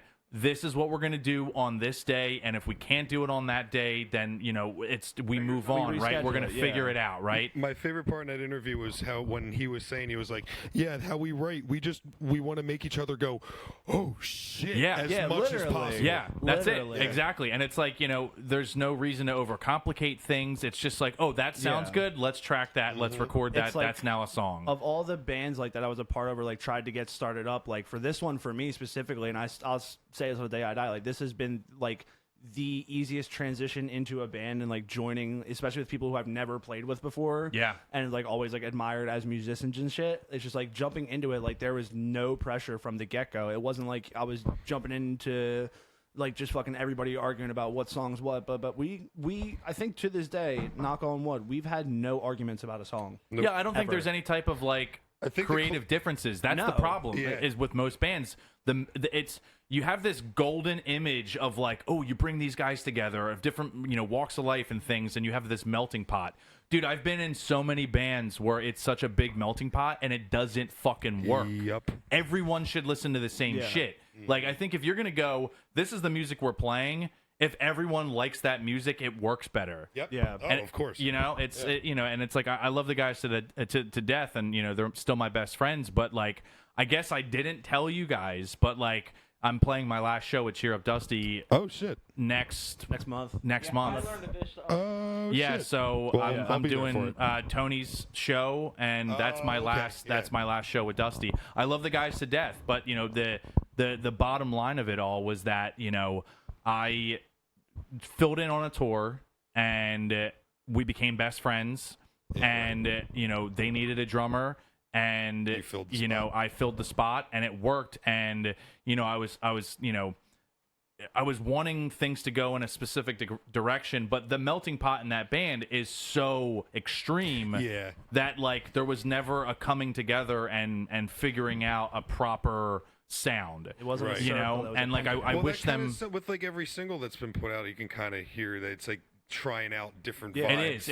It's dipping its toes in every single possible thing, and like like I said, I love the guys to death, and I hope that if they continue on, that I wish them the best of success. Yeah, and like nothing they've tried sounds bad. Right. No. It just sounds like they're trying to like throw everything at the wall, see what sticks for them, what will get the most traction, which flavor of pop punk they want to be. Right. And it's and at the end of the day, it's a genre that I don't really listen to, and it's not that I only listen to heavy stuff. It's just my half the time I'm with you, we're not even listening to heavy shit. Usually that's how it goes. Yeah. I don't really listen to heavy stuff. Yeah, and I think that also that's what makes it better, because the time that we get to enjoy heavy stuff is together, because we obviously all love the genre. It's funny. right? I like put my time aside in my day to be like, this is the heavy music I'm listening to. Literally saying Heavy hour. And then while I'm at work, I listen to shit like Super Heaven and like Flesh Water and stuff like that, and just like a little more chill, sad boy shit. Well, but, it's like that's the thing. It's like the best music that I think I've ever put out in my entire life, and this will kind of segue into the next couple of things I wanted to talk to you guys about. Is playing in Proud Parents. Yes. I truly believe that like the best music I was ever a part of that was created was Proud Parents, and like we've had 2 EPs, you guys were good. and the one that's how we became friends with Proud Parents. Yeah, you guys were good. Thank you. And the first EP I recorded all myself, and it was like I was still Learning. trial and error with recording drums. So a lot of it was like I listen back now and I'm like, I didn't do a bad job, but man, I really wish we took these cool songs and did them better, which then we took the 2 coolest songs off that EP, and then we took 4 more, and then we went to John Niclario at Nada Recording Studio in New York, who he famously is known for My Chemical Romance, the first 3 records he did, Taking Back Sunday, Brand New. And like that was like, okay, we're gonna go to a real producer that does our style, or maybe even a little different from what we normally do. And crazy thing that he has in his discography is, if you know the band Beneath the Massacre. Yeah, fuck yes, dude. Holy shit. It's the only heavy band he's ever recorded, and it was that band. crazy. And I was like, so you go from recording no heavy bands to like a crazy tech band. Yeah, like straight tech death. Yeah, and it's just like crazy. What a discography to have. I know. wild. Yep. It's like, yeah, I did MCR's like breakthrough albums and Beneath the Massacre, not even from the United States. So is it cool to go back and listen to those first Proud Parents recordings that you did? Dude, kind of I still- this is the foundation of what started it Dude, for me. he'll, Kind of thing. he'll show me 'Cause- unreleased shit, and I'm just Yeah, like, right. bro, what the fuck? Like, 'cause, this like, is good. It's like going back and listening to yourself learn. Yeah, Yes, yeah, Yes. yeah. No, it is. And this scene's great when the head just hell completely yeah, dude. spins off. Fucking sprouts legs. Fucking kidding. Yeah. Look at that neck. Dude, so cool thing, actually, this happens similar in Day of the Dead, where they pull the one soldier's head off and his vocal cords and his scream goes higher pitched. Yeah. I'm like, dude, Attention to detail. fuck, man. That you've never seen that. It happens in this scene, too. That looks so fucking good. Dude, it looks so good. This is just like great practical effects. That little tongue thing might have been the only. Wasn't this? What's that? Wasn't this Cronenberg who did the practical effects for this? Looks like it. I'm almost positive it's Cronenberg. Have you ever seen his son's movie? Infinity Pool? No, Possessor. Oh, I didn't see Possessor yet. Possessor only has the uncut version, I and need it to is see it. one of the most like Because fucked. I was gonna say my Effects I've ever most seen. like under estimated or whatever horror genre is definitely body horror. Yeah, I want more body horror. Dude, give me more body fucked horror. up transformations. Rob Bottin. Botten. Rob Bottin. Botten. Yeah. Did So all these. fucked. Movie, like even like the Cronenberg did The Fly. That's what he did. Yeah, Yeah. oh, The yes, Fly. he did. Brundlefly. Yeah, with with fucking Jeff Goldblum. Jeff Goldblum. Yeah. Yeah. Yeah, That's a that shit's crazy great, fucking dude. movie. He's so good in that. We And then kind of sort of met him at the Baltimore Tattoo. Have you seen? Did you really? Yeah. Have you seen Infinity Pool? No. Oh, No. Is it dude, good? Yeah. It's Yeah. fucked up. All right, so here's what we'll do. I'll watch Infinity Pool. You watch Possessor. Got it. there we go. But yeah, I mean, with the Proud Parent stuff, like I listen back and it's like it's still like It holds it's, up. It holds up, but it's also a weird thing to like, you know, because I can listen to a lot of the bands that I've been in over the years and listen to this stuff and go, yeah, that was cool, but like the Proud Parent stuff is like stuff that I listen to and I'm like, this is good. Right.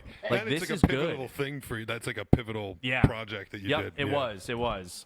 But that being said, you guys and your musical backgrounds is not something that we've covered. I don't think Ever.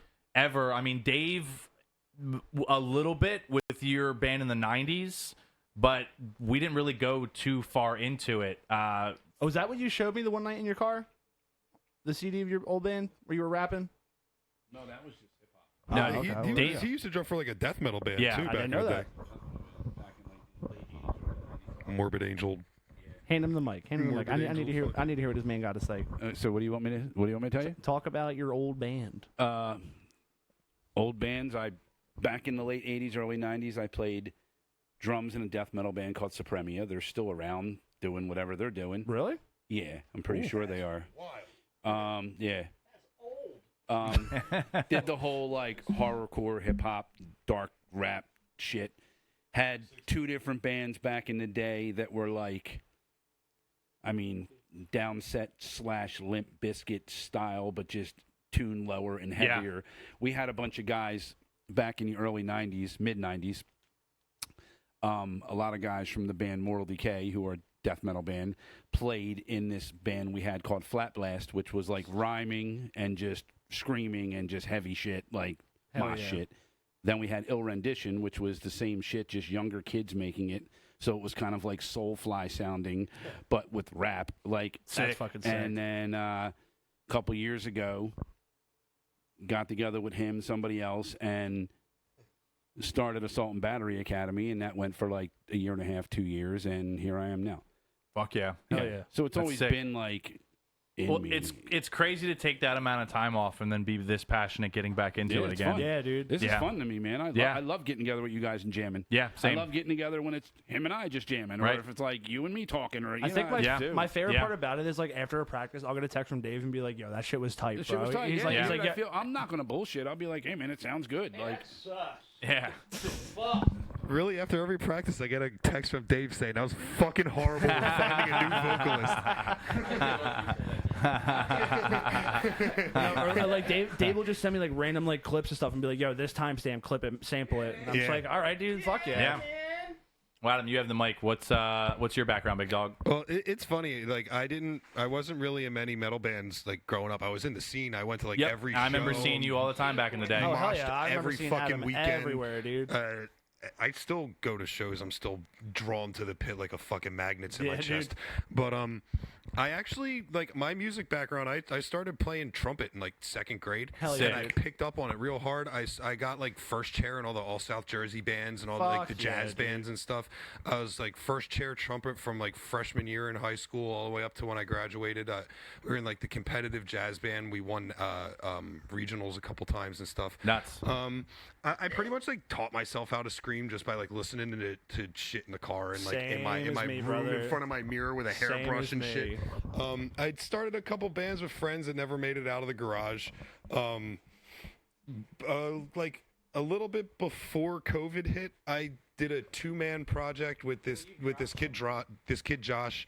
It was like a tech gent project. Hell yeah. And it was he originally wrote it to be an instrumental like 5-song EP, and then like I was recommended to him by like 2 different people to do vocals, and it was not meant to have vocals put on it. So I just like crammed shit as much as I could into it, but like that gave me music to put on like streaming stuff and everything.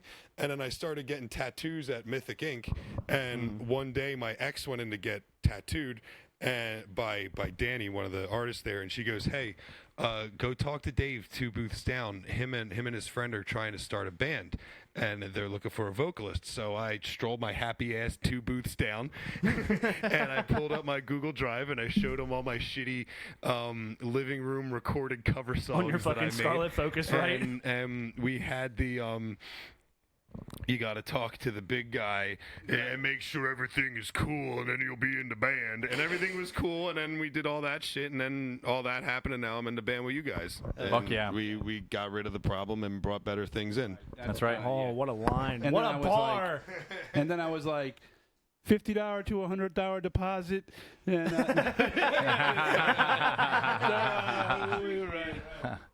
Nick, Hi. you're up, big dog. What's your background with bands and music and such? I started young. Yeah. Yeah, I did start young. You know, my dad had the studio and everything. Yeah. So I go up with, you know, him after he got home from his regular job, and nobody had no fucking idea that I knew how to play. Sick. He got drums there one day, and I started playing drums. Oh shit. Just like- Really? I always forget you started it. I started as a drummer. Dude, me too. And then my dad put a guitar in my hands, and all I cared about was playing ZZ Top. Fuck Hell yeah, dude. Hell Fuck yeah. everything.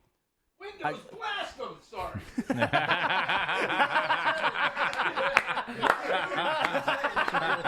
I can't make this thing work. Oh my god. Yeah. Drop it. Yeah. Like, I'm not going to keep trying. Right. This guy. This, Good, dude. Sorry, Nick, I interrupted. are you sorry? But anywho, so I picked up guitar, Yeah. and my first band was very young with a bunch of friends that I grew up with in the Deptford area, and this is in the 90s, and we recorded a CD, and you know, went from there and kind of blew up around that, you know, Deptford, Pine Hill-ish area. Yeah. And, Hell you yeah. know, eventually that went to shit, and I cared more about playing guitar at that point, and I didn't do shit. I remember Masha. I sat in my room and I just figured songs out, you know, before YouTube, I remember. you know, all that shit. Ironically, the death metal band that I was in back in the late 80s, early 90s, we used to rehearse at his uncle's rehearsal studio Really? in Pine Hill. That's Whoa. And I did not know him or his dad. Whoa, and now that's I know crazy. him. That's Right. crazy. That is wild. Yep. And did Yep. you get? I don't know if I've ever asked you guys this. Did you guys first meet at Mythic? Yeah. That's right. Yeah. Yeah, we first met then. That's crazy. Many moons ago. Yeah. But yeah, I mean, you know, in and out of bands, nobody takes it serious. Everybody's got a fucking ego. Yep. Literally you story know. of my life. And 100 years later, here we are. Fuck yeah. You Oh, yeah, know, Yeah. but originally a drummer, That's sick. Ain't lugging See, drums I didn't know around that. no more. Yeah. I didn't know that. Yeah, I almost made it into a band that was around that made some noise, chopcore, way back. With a dude who my dad worked with, who was a guitar player, and I always remember. He's like, "Man, I wish my drummer would break his leg so I can get you in there." Because everybody was always impressed with like, everything was fast. Yeah. I wanted to play fast double bass, fast fills, everything had to be fast. Yeah. Yep. No, it was Brian Keeley was his name, and he had a Universe 7-string, and at that time, you know, I was still What you know, time period was this? 94, right?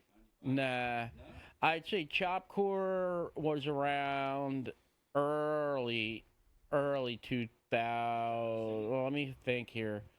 It had to be like 99 or 2000. Okay. I believe. Okay. Before Probably before I 2000. was in the scene. Huh? Yeah. Yeah. And yeah, okay. Yeah.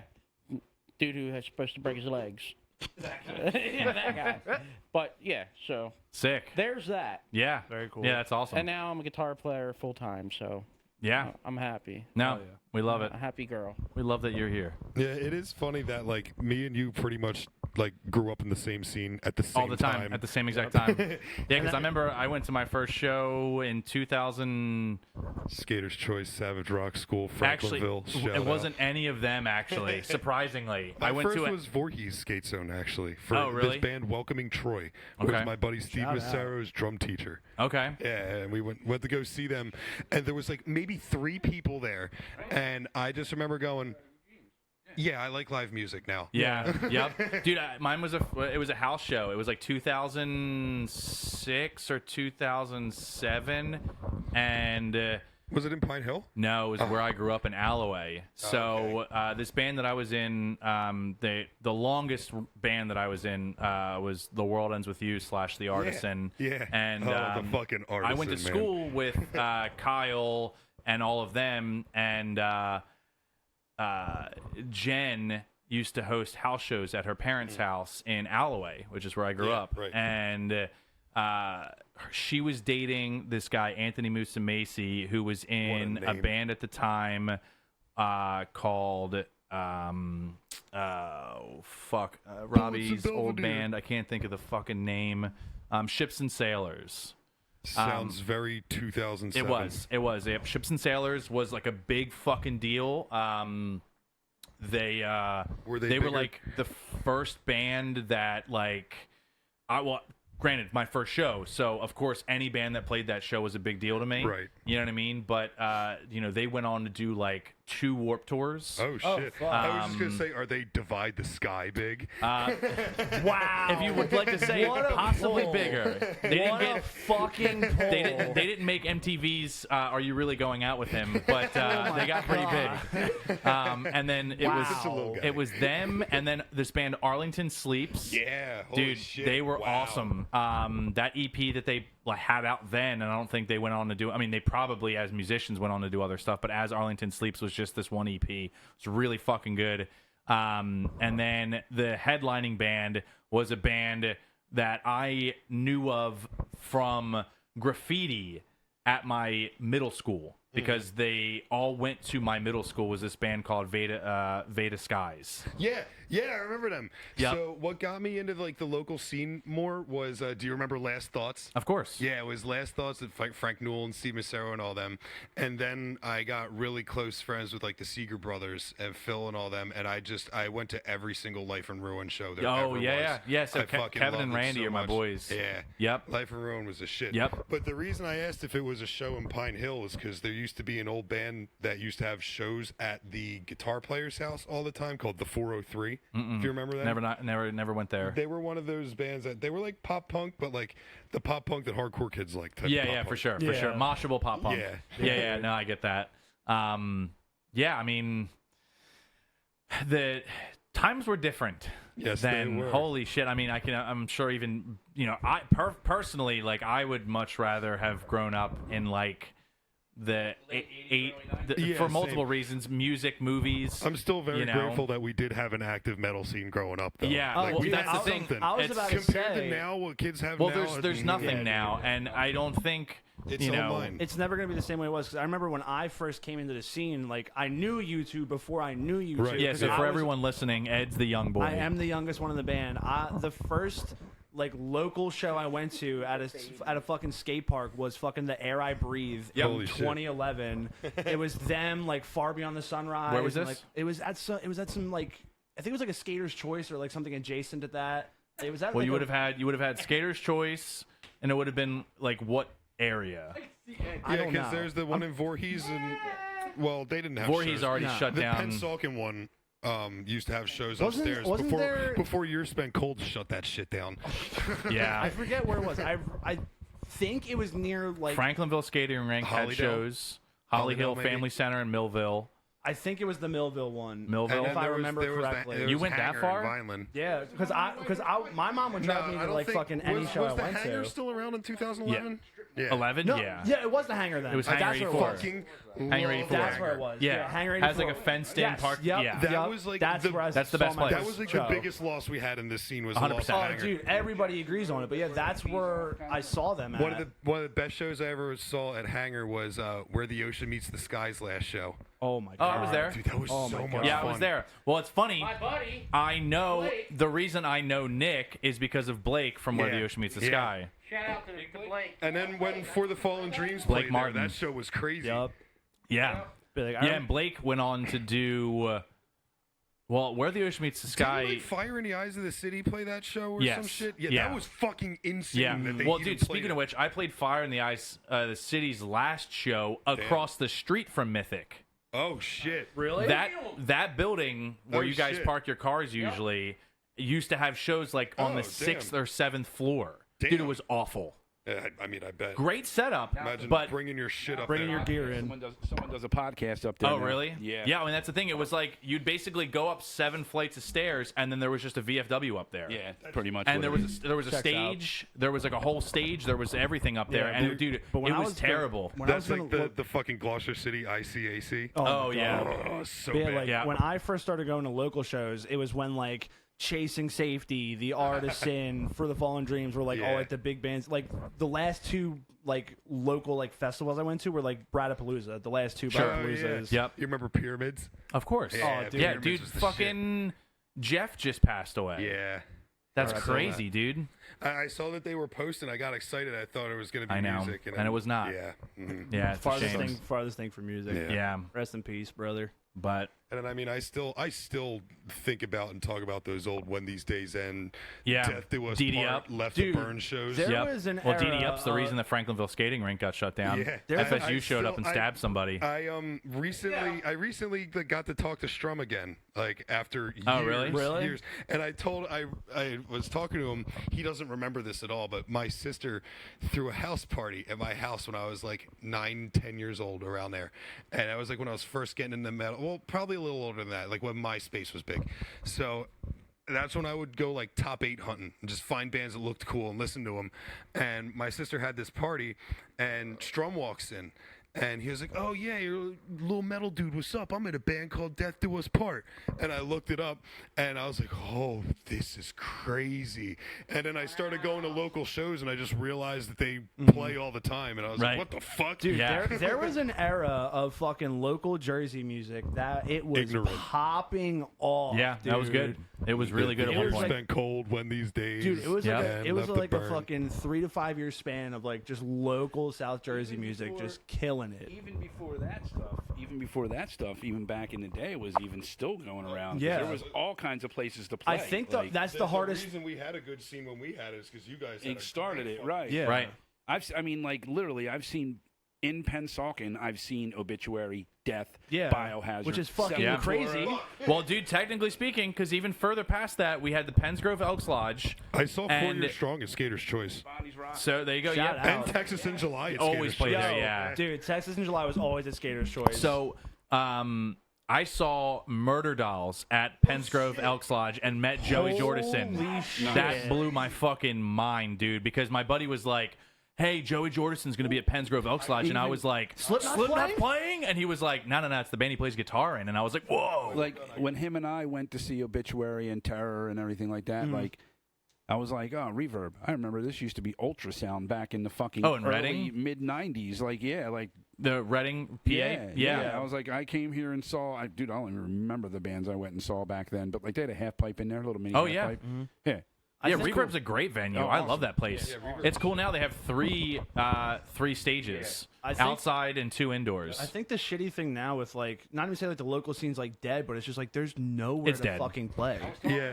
There's nowhere to play anymore. There's nowhere to play Exactly. because there's nowhere to play, and even in Philly, there's nowhere to play in general, and it's because people don't go to shows anymore. Right. Yeah. That's just what it is.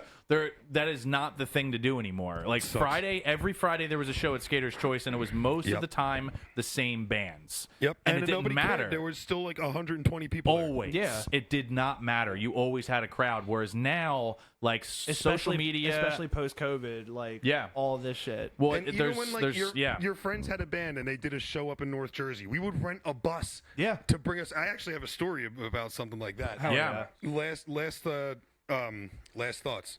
They got on a big show.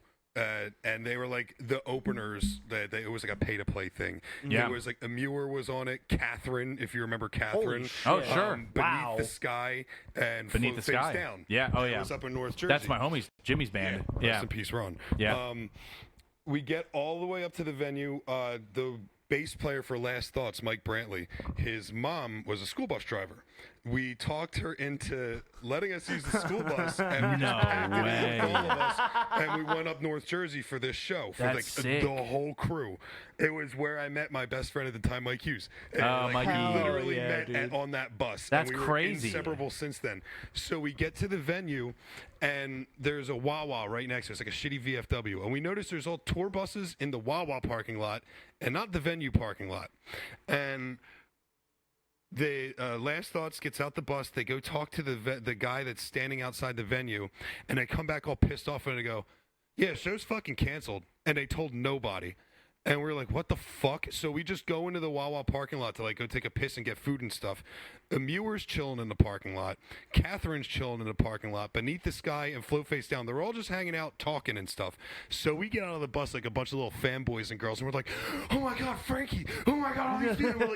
We're like talking with them all, shaking their hands and stuff, and like getting to shoot the shit. Ron goes, yo guys, I live about 10 minutes that way in the fucking woods. We can do this show in my driveway. So everybody goes, yes, that's awesome. We go to fucking Big Ron's house. That's like, and his driveway is like a huge driveway that goes into the woods, and his house was like real set back. And he puts on this show with all these signed bands, and he brought a couple other like Jersey locals to open it too. They played in the garage with the door open, and we all moshed on his loose gravel driveway. People were getting chipped teeth from fucking rocks flying and stuff. And like the whole time, his mom's like walking around asking people if they want anything to drink, and like, oh, we're gonna make food. Do you want us to order pizza? There's like 100 kids here just beating the shit out of each other in the woods, and she's like, just have fun. If you guys need anything, it was one of the coolest fucking things. They don't fucking make them. They don't make shit like that anymore, dude. That's right. They don't make them like that anymore. Well, see, that's the thing. Like, that doesn't like. Shit don't happen anymore. No, I mean, if anything, you see like the pop-ups that they have in like parking lots at like Smashburger. Yeah, smash burgers and shit. I remember Catherine and Beneath the Sky played a show at the church in Philly, and one of us got like the guitar player from Beneath the Sky. No, the guitar player from Catherine's number. And he texted them and said, yo, we're playing in Philly, come to the show. So we go to the show, and they recognize all of us. And I got the mic to do the beginning of 7861. Hell yeah. And I got the mic to do the beginning of Party on the Interstate by Catherine. And those are core memories that will never escape me for the rest of my life. I'm wondering if there isn't like footage of that like house show, dude. Like footage of that house show would be sick to have. Deep dive YouTube, bro. It's probably somewhere. Somebody had a shitty cell phone out. I fucking wish. Somebody's got it on a fucking Nikon that's just sitting in their garage. Yeah, right facts. Now. Yeah, absolutely. I'll fucking post about it, see if we can dig something up. Yeah, see, there you go. All right, Dave, Yes. best show you ever went to? Mm. Do you have like thinking music you could play? Like, What's that? You have like thinking music? No, it's, Yeah, right. Best show I ever went to. Do I have to just pick one? Or just one that stuck out to you. That one you What are you playing? What? Sorry about it. Okay. Well, fuck you then. It's going to clip the audio. Probably. Can I name more than one? Sure. Sure. No. Rain and Blood Tour Slayer at the Troc. Whoa. Wow. That was fucking sick. Wow. Wow. At the Troc is I crazy. did see Sick of It All for the Scratch the Surface tour at City Gardens in Trenton, which isn't even there anymore. That was a cool venue back in the day. And I'll give 3. Fuck. I mean, seeing Death play in Pennsauken at G. Willikers was pretty fucking disgusting. That's pretty crazy. wild, dude. When was that? Dude, if I could really guess, I would say, shit, dude, probably like 92? Sick. Yeah, like it was a while ago. Yeah, that's so cool. Yeah, That's that's so probably sick. 3 I could like that would really stand out. Like holy fuck! And Yeah. I've seen Korn a few times, and Korn's always good live. Sure. Yeah. And I can't even pick one of them. Like Korn's always good. So Not the best show ever, but recently we went to go see Nails. Yeah. That's my Oh, first time I dude. ever got to see them. Nails is and sick. I've always liked them. But goddamn, that was one of the heaviest sets I've ever heard in my life. Wow. Yeah. Okay. Yeah. Nicholas. You're all gonna laugh at me. Dude, let's go. I'm ready. Oasis, Wow. Yeah, the recent one? the old one, but Oh. 90. Oh God, Dude, Oasis is one of my favorite bands. I don't give Yeah. a fuck. I don't give a fuck. Their stuff's good that's not the radio. so good, Yeah. so good, so good. And I guess my So second would be the 04 Hellfest at the Rexplex. You fucking went to that? I fucking went to that. You motherfucker. I like lived through that fucking For the video Love on of, Band man. 13. When For the Love of came on, that place was a fucking war zone. Yeah. Straight up. That foot, I lived for that. Oh my God. For the Love of is probably one of the top 3 best hardcore bands that, Yeah. in my Take it back. opinion, but I don't have a third one. Maybe I got to see Kiss back-to-back shows in 96. That's cool. Fucking cool. Yeah, That's so cool. I went to the Hellfest, but yeah, that was E-Town played Oh my in god. E-Town. Yo. The Bad Luck 13 were the trash can, Hell yeah. and the girl's eyeball came Hell yeah. out. Martyr AD played that. Fuck, I do my crosswords in pen. Unbroken Wings, Shout another amazing band. Shout which, out. Yeah. you know, fucking Unbroken Wings, man. Yeah, dude. Okay, Dave. not even in the metal genre, but the best band I've ever seen live that sounded the best, exactly like the fucking CD album, was fucking Incubus. Yo. I've heard They're ridiculously I've good heard live. nothing but fantastic things about Incubus. Yeah, they're good live. Well, then it was. I mean, that's like 97. Yeah. I saw him in '98. Yeah. Family Value store. I saw them. That's I saw them cool. in like. Shit on socks. I saw them in like 2016. They sounded awesome. Yeah, they're still sound. I saw them at Hoobastank at the Electric. I used to fucking fucking. Wow. I love Hoobastank, used to bro. goddamn love that fucking Yo, band so dude. much. Fucking And Cold. Yo, That song, oh, Stupid Girl. dude. Oh. Yo, what a banger song, dude! You just That's took me sick. down a wormhole with that one. Jesus. That's pretty cool. That's pretty fucking cool. What about you, Caleb?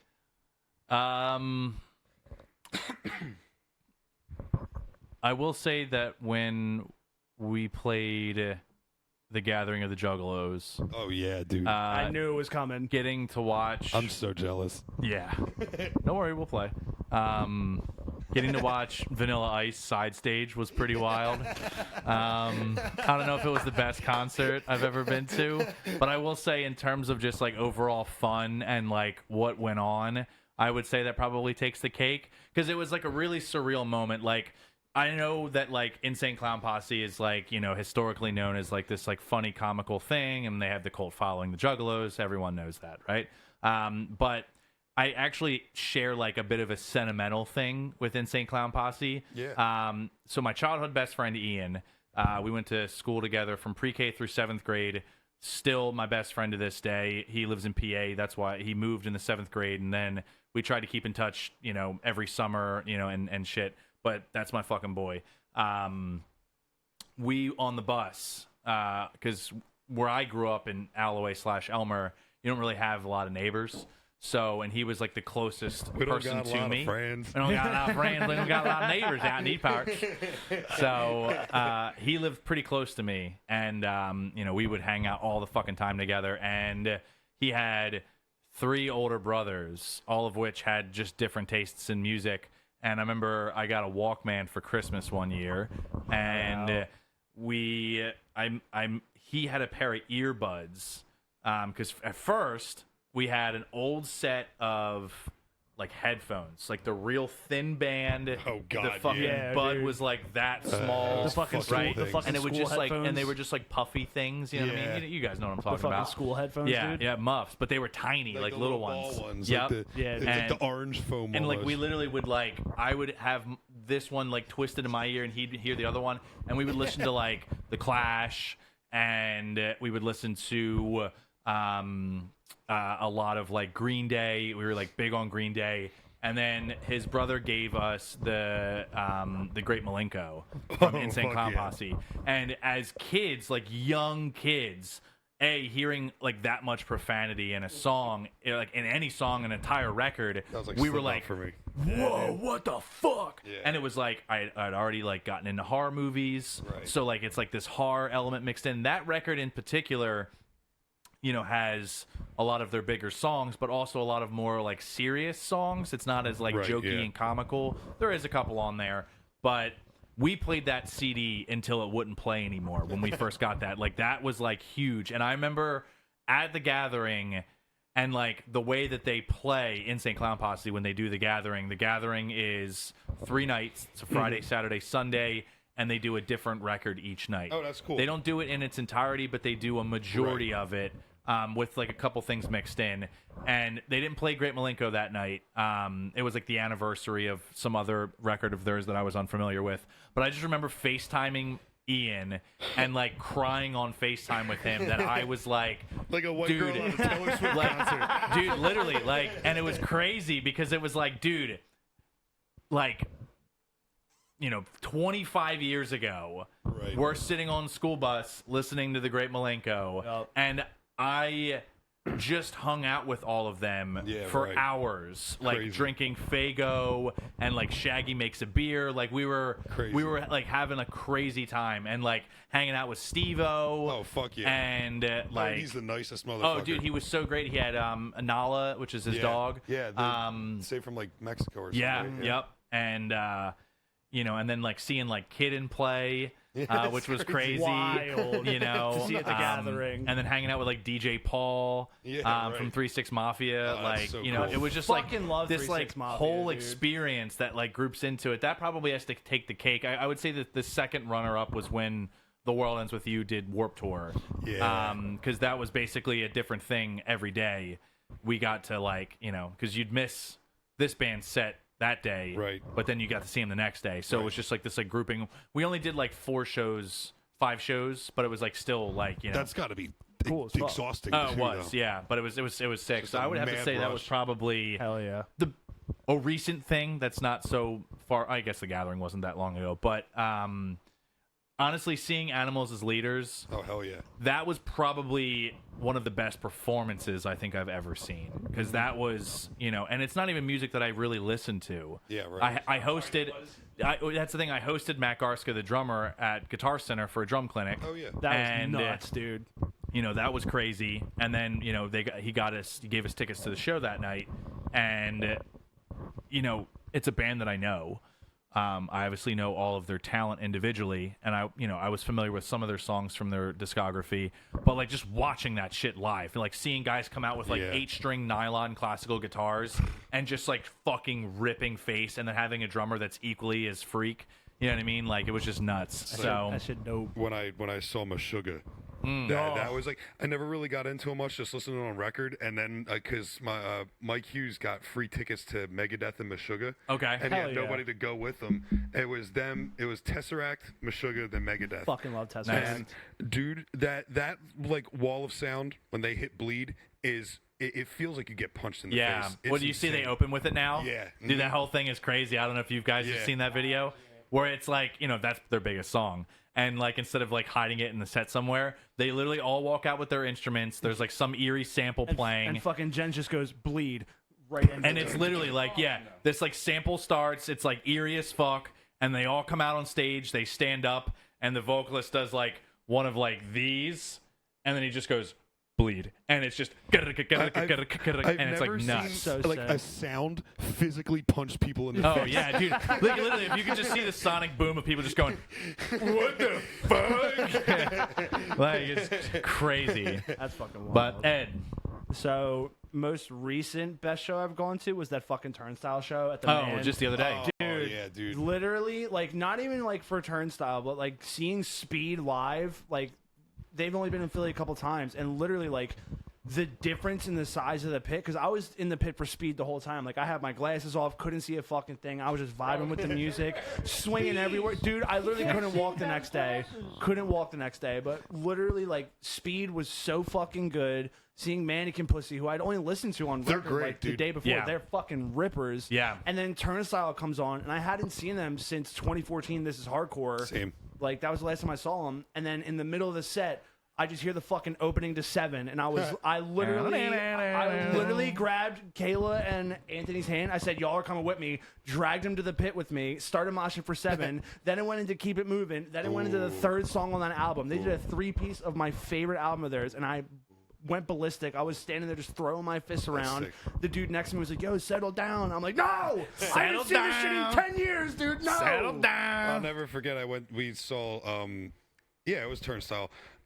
They played with like Every Time I Die Yeah, or something. yeah. At like the what was it? Was it the Electric Factory? It was the E Factory when it was still and Electric it was Factory. with Real Friends too, Yeah. I think. Yeah. Yep. And I'll never forget this like fucking frat bro dude comes up to me and my ex and he goes, "Just gonna warn you now, you're kind of in the area where the pit's gonna get really crazy. So like maybe just like step back a little bit and stuff." The band hits and he just starts like push pitting with his Of friends course, and we're just of like, course. "The Of fuck's course. this?" But yeah, no, What's going on? that was like my most recent best show. I can think of 2 more before that. Seeing Simple Plan and Avril Lavigne at, it's still BB&T to me. Was that last year? Last year? Yeah. Yeah. Seeing that one at BB&T. There was a 'cause- runner. There was a runner that came into work Yeah. to pick up guitars for Avril that night. Yeah, They and came in and picked up so- like 6 Squire packs or something. I think it was probably for autographs. Avril Lavigne invented punk. so Simple Plan was my first ever concert. I was 5 years old. It was Reliant K, Good Charlotte, and Simple Plan at Festival Pier. I went with my uncle, and then going to see them with him and his kid was like a full circle thing. So that was really cool. And then the best show I've been to, like, it was the first show I ever went to by myself. It was like Moss to Flames, Ocean State, Alaska, Novelists' first time in the States, and like 2 local openers.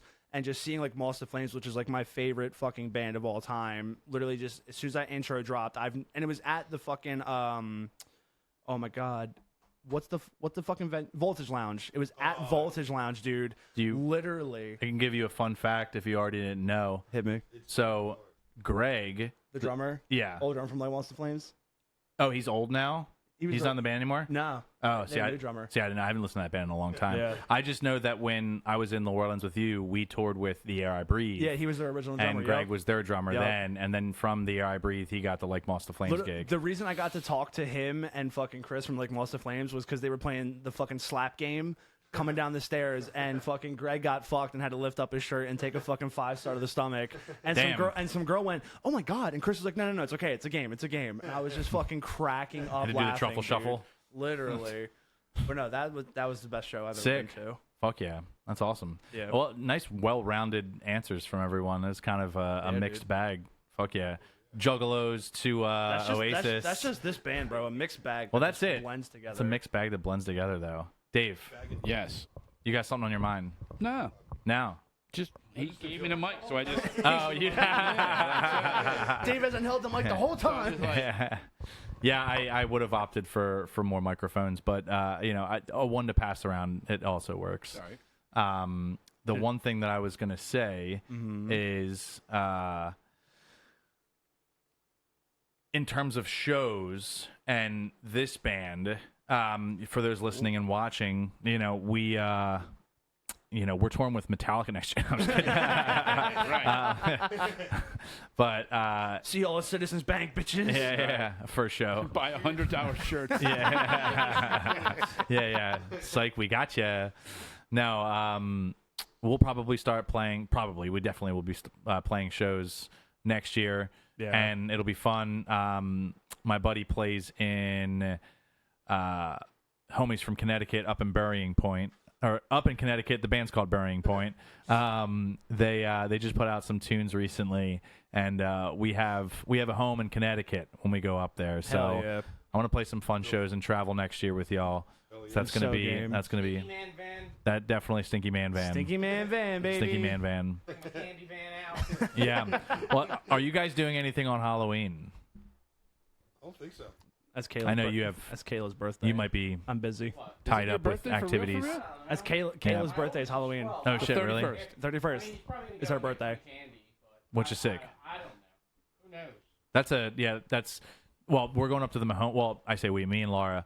We're going up to the Mahoning for it's a secret screener. 6 films. They're not announcing them. You're just gonna get there and find out. That's cool. And it's on Halloween night. Starts at like 6. So we'll be going up there. I mean, if you guys, it's gonna be like a fucking. It's gonna be Halloween 6 times. Well, it was funny because I was talking to Ben over at Latchkey, and he's helping curate the films, and he was like, VHS tapes there? "Yes." I'm probably gonna get. All right, so that would be good. We were talking, and he was like, "I can give you one spoiler.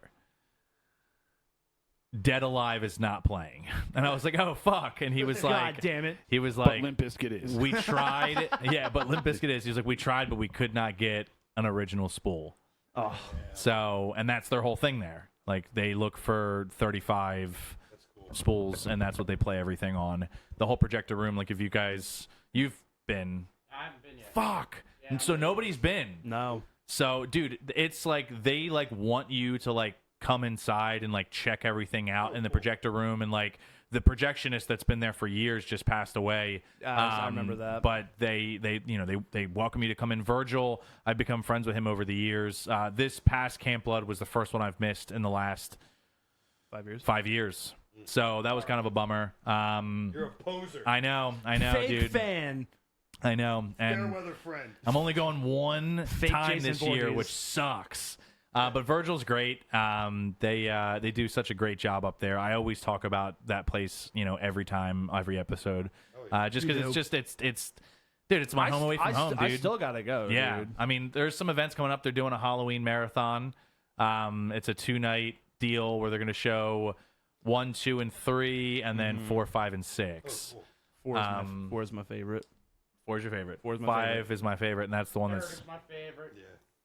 Sorry. Third. Doesn't even Ed hates have it. 3. I hate Season of the Witch. It's so I fucking good. I Fucking love hate it, this dude. movie. Oh, you mean?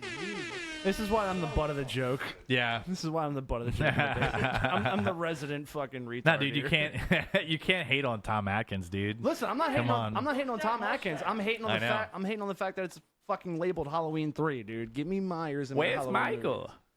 Where's Michael? But fuck, there was one thing that I wanted to bring up, and now I'm fucking brain farting the way out of here. Who's the actor that's in Halloween? The bald guy with the fucking beady eyes. Donald Pleasance. The president Dr. from Loomis? Escape from New York.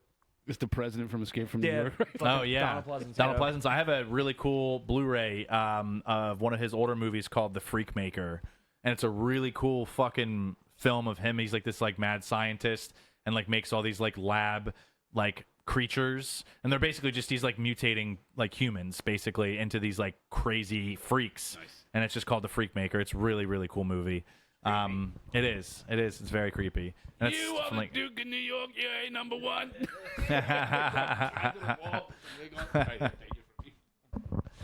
In terms of horror, though,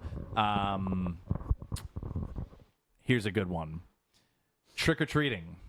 Do we have fond memories of trick or treating? Oh, absolutely. Oh yeah, dude. Yeah, Nick, take the floor, dude. Give me a good trick or treat and Halloween story, dude. Because that's something that doesn't exist anymore, and it sucks. Does this include Mischief Night? Fuck yeah. Yeah, absolutely. yeah. Includes Yeah. that shit. I fuck shit up. Absolutely, I dude. fuck shit up on this night, I kid. Bro, you're not. I didn't know that was pretty much just like a this area Yeah, thing. it's only Jersey and PA, only Jersey and Philly who do Mischief Night. Whoa, I didn't know that. Yeah, it's I didn't only know a Jersey. that. It's Yeah. only Yeah. a Jersey Thought and it Philly was, like, thing. the law, A universal like, you thing. have Yeah, to. it's like you gotta. No, I still trick or treat. Yeah. I still trick or treat. No. Yeah. You know, I mean, the two kids are older, but Right. the little one, man, he still gets dressed up, man. Hell yeah. I mean, Dude, I love that. my wife, me, Yeah. I mean, she was terrified last year. Yeah, Really? the picture you have framed in your booth. Oh, that's of- when we went as Euronymous and Yep. Dead. Yep.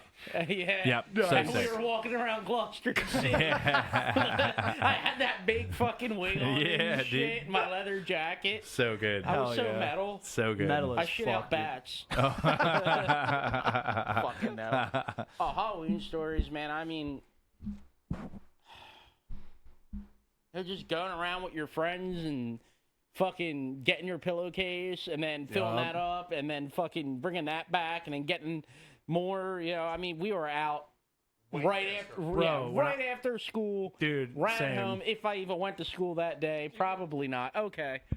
You walk up to a house and they're just ignorant and don't feel like answering the door, so they have the bowl that says "Take one." You're like, Dump that whole fucking Yeah. bowl in your you bag, leave bro. two, you leave like Whoppers and like some like I don't know jujubes, like yeah. Oh, Or the dude. people that give out pretzels and shit. See, no, my grandmother for Halloween, she would make like little bags. So it was like a fucking Capri Sun, a bag of chips, and a piece of candy in there, dude. Bro, our house was killer on Yeah, hell Halloween, yeah. dude. You know what I hated? There was a house in my neighborhood that the only way that you could get candy is if you did like participated in like some stupid fucking line dance out front. That Oh. the lady that owned the house would be like, "Okay, kids, we're gonna like do the YMCA or some bullshit." Was And the I'm like, payoff good? No, it was a normal No. piece of candy. Not even king Dude, size. I wanted, like, bro. a And it would, pack like, of king it would like be size. to the point where like our parents, like the moms, would be like, "No, Oh, go go up, that'd be ahead." so cute." And we're like, "What the fuck?" Damn. Be getting dumb lollipops. But yeah, we would try to see how late we could push it to be out past Oh, curfew. dude. That Yeah. people will still give us candy. Like, Yeah. we wouldn't get home till like 9:30. Yep. Dude, No, yeah, for man. sure. Nick, what's your best? Oh, my best Like, story. what's like your favorite like funniest trick or treating or I Halloween? smashed a lot of pumpkins. Oh shit! See, that's bad luck. Yeah. That's We've bad learned luck. anything from trick or treat? Bro, if you learn anything from fucking my man yeah, Sam. I was a dick. That's I okay. smashed pumpkins. I was the bad kid. Listen, Nick, the world's a vampire, dude. You got to War smash is some a pumpkins. vampire. Billy Organ. Billy Organ. This is Billy Organ. That's what I call my Johnson. No, I don't have anything like super crazy. It just Always a good it's time. just good memories. Yeah. You know? Yep. Like, you know, picking out your Halloween costume, and I had to be bougie little bitch and Of get a course. cool fucking man. Always, Yep. dude. and, Always. You know, I wasn't that kid that like walked around and like, oh, this is my football uniform, or Right. You know, I was going for the fucking bougie ass high dollar mask. You know, The scariest, best thing you can come up with. Yeah, pretty much. Yep, hell yeah. And nowadays, you know, Rebel, he'll be one character in Sonic. Yep. Hell yeah, dude. He's always something from Sonic. Okay. There's a lot of characters to pick from. And Here's Aiden. Uh, All right, so our roommate Aiden thinks that the band is Kubla Khan. hello, You're good. hi. Hi. welcome home. Okay, bye. Aiden, say Hi. hello. Camera here. Hello. All right, Aiden, I'm putting you right on the spot. Grab the mic. Get the mic. There it is. There it is. What's your favorite trick or treating / Halloween memory? Razor blades in the candy. Oh shit! I got it tattooed on me. Nailed it. Giving them out or receiving them? Actually, that one house that just always has the giant bars. Mm-hmm. Dude, that's a universal truth right Go there. there 3 or 4 times. Hell yeah. Fuck yeah. Switch costumes. Yeah. We're going back, bitch. Yeah. One with a mask, Bro, one just without. going right to the rich neighborhood because you know every house has got fucking king size Hershey's. Always go to the rich neighborhood. Dude. Big houses. Yeah. Big houses, big candy. Bro, Yep. there was one house in our neighborhood that was fucking huge. They would put out 3 bowls of candy. Oh shit. And me and my boys, Yeah, we never got me and that. my friends would go there first. It was the first house. Our sleeping bags were empty. We would pour them in our bags and then just divide it up later. Yeah. Adam, pass it down. Adam, what's yours? I mean, like, I don't really have much of, like, a story. I just remember, like, we always had, there was this one house in our neighborhood that always had the, like, I guess the dad of the house. He would always hide in different places every year. Oh, I got a and story about scare this for the you. ever living shit out of to the point where, like, we would have PTSD and not want to go to that house every Yeah. year. And, like, I remember the one year, we couldn't find him, like, hiding anywhere, so we walked up and got candy, and he was the fucking scarecrow that was holding the bowl. Oh, shit. Dude, I got And stolen. then I there got a was this story. one year, he let us get the candy, and then we were walking back to the driveway, and then he jumps out the bushes and chased us down the fucking That's street. fucking great. Shit. That I mean, like, I guess that's the most of, like, a story that I have, but most of it's just like Nick, like, good memories, staying out way too long, Yeah. Yeah. Good clean fun. ducking the cops so they don't tell us to go to fuck home. Yeah. Hell yeah. Dave. The only thing I can think of is the day after Halloween. I went over to my almost died. I went over to my sister's house, and her kids at the time were young, so they had all their bowls out, and I literally took all the Reese cups out of all 3 of her kids' bowls. I took all the Reese cups out, and later on, she called my mom's house. And she was like, your sister, when she, like, it was like when we had landlines. So I was like, Yeah. hello. And she's like, listen. And all you hear is crying. She's like, you made all 3 of my kids cry because there's no reason. I'm like, I left a couple in the bottom. They're like, they can't find her. So, yeah, that was the only thing I could think Damn. of. That's awesome. Fuck. Damn, you fucked that That's shit up fucked, bad. dude. That's the only thing I could think of. But That's so everything else good. was just normal, like going Yeah. out with your friends, mischief night, throwing toilet paper, doing all that, Yeah. lighting the bags of shit on fire. Oh my god. Knocking the fucking split. Damn it, you beat me to it. That's it. Yeah, like, I don't know. Back before they had, ring cameras. Right. Yeah. Get away with that shit. Can't do shit That's now. Johnny's boy. Yeah, you can't do anything now. No, dude. Yeah. Can't do anything now. Yeah, no, that's true. Well, that's the thing. I mean, well, Ed, real quick before I go on my rant. Yeah. Ed, what's your good story? So same thing, kind of Adam said. So I've said on the podcast before. My uncle used to scare the shit out of my little cousin Abby with his Michael Myers mask all the time. He would like shut the breaker off in the house and like fucking chase us because we had intercoms at the house at one point to like just call to each other in the rooms, and he would call to the living room one and just be like heavy breathing. Then he would chase us through the fucking house. There was one year on Halloween where he was Michael Myers like standing against the bush out front like the scarecrow. This kid comes up and gets the candy. And then walks out, and he just starts walking behind the kid like Michael Myers. Not even the kid. The kid's laughing. His dad's halfway down the fucking block, like ah. So there's that. Like I said, just like as shitty as it was, I don't give a fuck. I was young, going to all the houses with that we knew every year. They just let the bowls out. They didn't fucking give out candy. Me and all my friends would just put them in all our fucking bags and divide it up later. I remember one year I went as fucking Edgar Frog from Lost Boys 2 when he had the fucking the cross wooden stakes, and I literally made them with my grandfather in the basement. Nice. We like cut the tips off. He's like, I don't need you stabbing your fucking friends. I'm like, damn it, dude. It took away the yeah. I'm like, Trying to get a werewolf. You took away the whole point. Or vampire. I've been living in Pine Hill for like 7 years now, almost, like my own place. And since I've moved in, I haven't had one trick or treater. Yeah, see, that's what I don't mean, do that dude. anymore. That's what I mean. It was my neighbor who I've like grown up, like went to school with and stuff. So she brought her kid over. 3 dogs. No, there's nobody walks down our street. See, that's the thing. I It's think dead. that's They do all the trunk or treat stuff now. right. That's where it is now, and like I It's feel like the main element of Halloween is gone. Yeah, I No, mean, kids it's in my- gone. kids I in my neighborhood love I won't my be dogs. here for Halloween, which I'm slightly bummed about for the reason of like, all right, it's my first time in Philly, like living in Philly, always has trick or treaters, and like I'm sure that it's gonna get fucking nuts. You know what I mean? So maybe right. you should actually stay here. I'm gonna stay here during the day because I think me and Kayla are going to like the emo night at Kung Fu Necktie during Okay. Halloween, but that doesn't start till like 10, so I'll be here handing out candy. No, That's okay. Poser. It's Kayla's birthday. I gotta do what the lady wants. Nice. Hell yeah. What's it called? Yeah, I have two from Alloway, and the first one was I didn't grow up anywhere where you could trick or treat. I have to go into the town of Alloway, and you'd walk the whole town, and usually everyone participated. Alloway doesn't have a whole lot going on, and they really go hard for Halloween.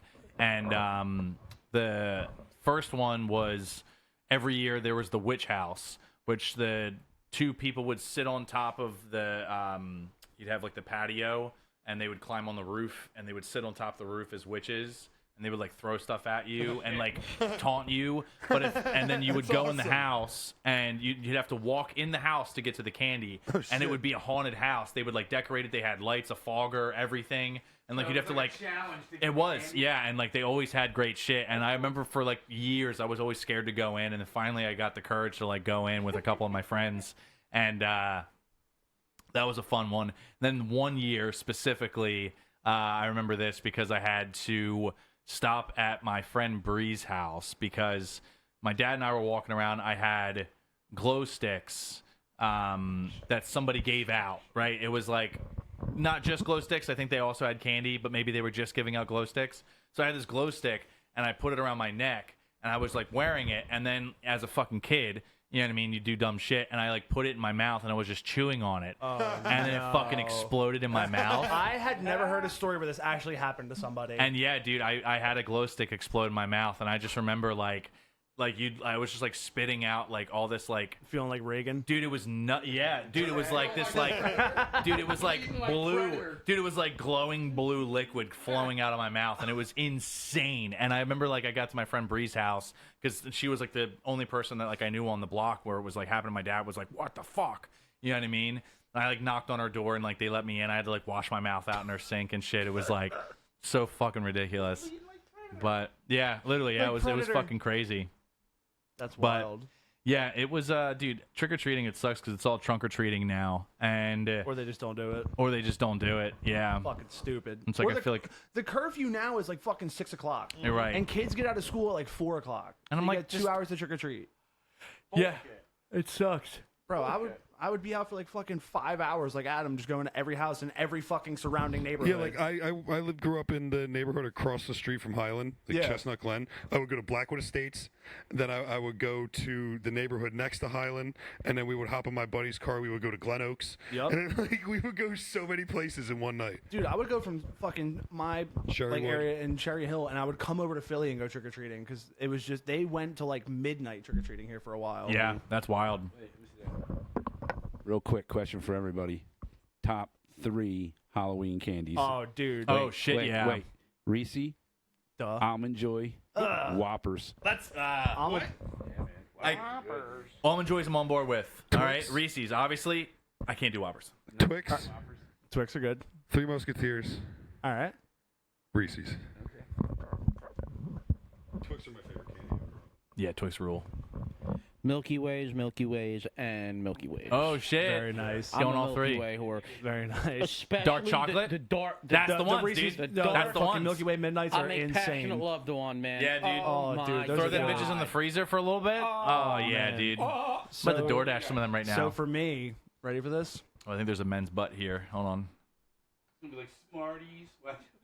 No. Skip past the men's No. butt. So for me, number one, because I always ate them and none of my friends did, so I always get them Whoppers, especially the fucking strawberry ones. Those ones bang. Whoppers, Reese's, and fucking Nerds. Wow, you're the only one. Too. Dots slap.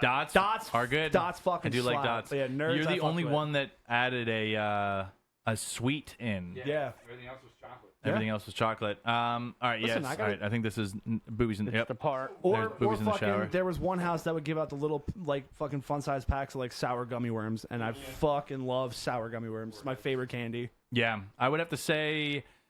I mean, it didn't exist. I don't think they existed when I was a kid trick or treating, but like it's my favorite candy, Reese's Fast Break. Oh, Dude. That's Yeah. just That is a they're good just one. too Reese, goddamn if good. there's one thing about our band, Reese's Fast Breaks are a fucking staple of this Yeah, band, dude. for sure.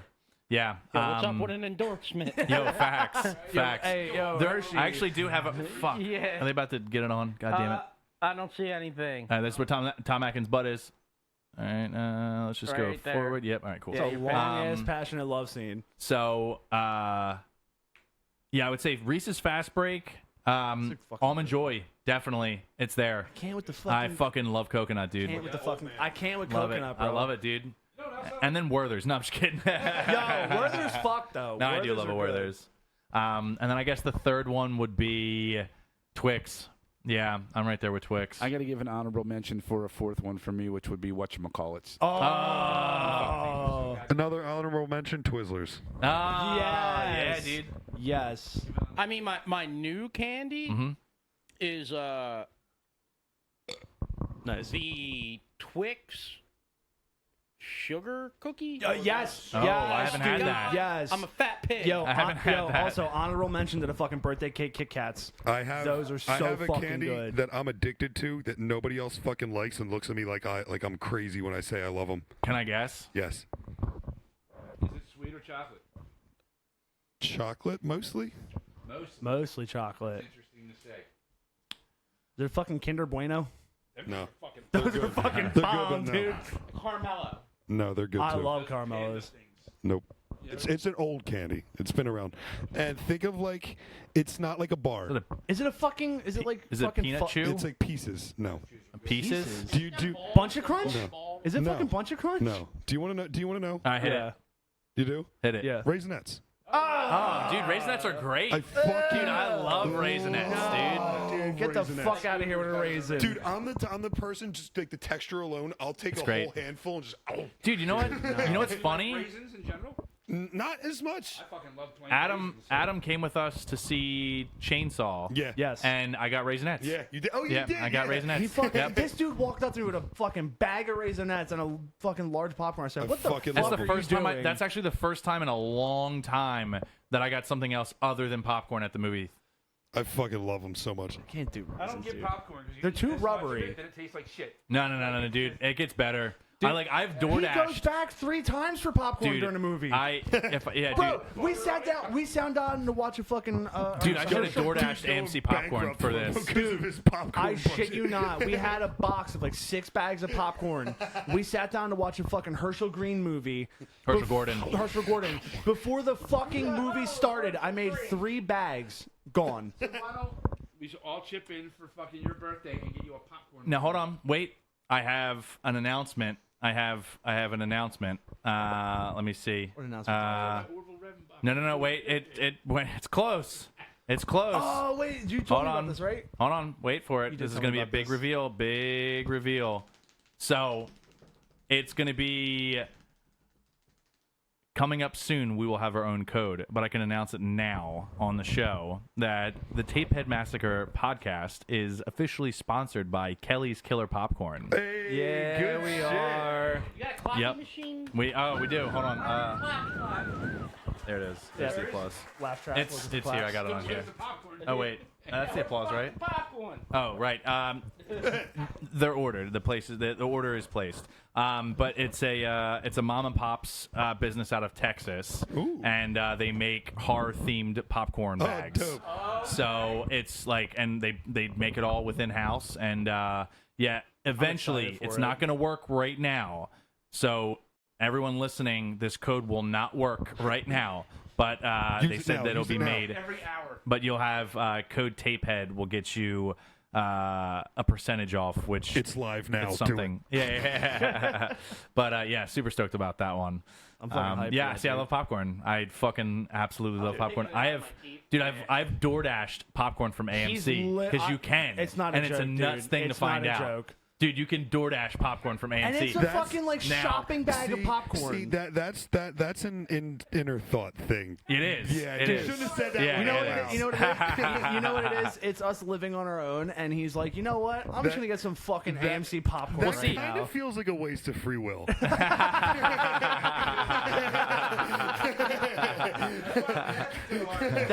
This is why people dislike free will. This is why AI's Yeah. taking over, motherfucker. I should. You're I ordering really should. fucking AMC popcorn on Yeah, DoorDash. I should. We should get a popcorn machine for the show Let me for look. sure. That'd be I'm curious. How much? Let's on find out. DoorDash. I'll order it right now. He's gonna literally order. I'm gonna fucking DoorDash popcorn right now. It'll be here in 10 minutes. I can't wait. Hold on. They want to know how my order was with Taco Bell this morning. $300 for popcorn machine. For a dope-looking popcorn machine, looks like some like 40s. Like I wonder if there's a horror popcorn machine. might be. Probably is. All right, large popcorn, $11. Come on, dude. I mean, that's not. And bad. I got Bunch of Crunch last time.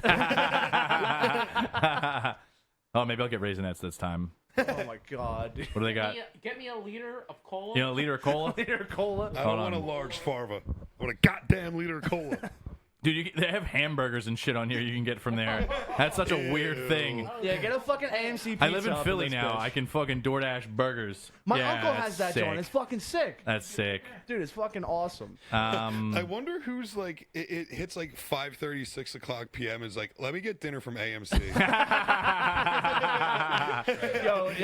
Can I use my Stubs rewards on DoorDash? What's the thoughts on Milk Duds? Oh, I they're fuck good with a shit. milk dud. Yeah, yeah, because the. Chocolate covered gummy bears. I feel like. Oh shit. What is it? Oh, that Oh, sounds those are good. good as fuck. You know what? You know what I really like? That's really obscure, like candy. Fucking chocolate covered oranges. Huh.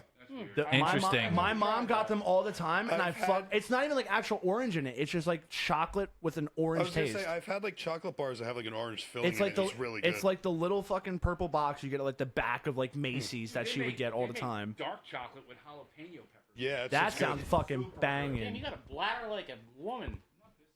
He's gonna have a I smoke. thought you were pooping. Mind your business. Okay. He's gonna have a parliament. Hey, I'm gonna have a parliament. I'm gonna go have a parliament. I'm gonna smoke my filterless parliament while you jabronis are in here.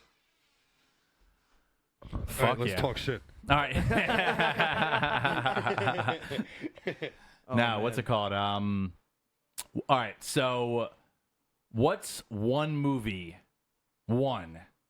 If you have to get it to two, fine. But what's one movie that you say every person that likes horror has to watch? Ooh. And maybe, all right, so here we go. One movie everyone has to see that likes horror.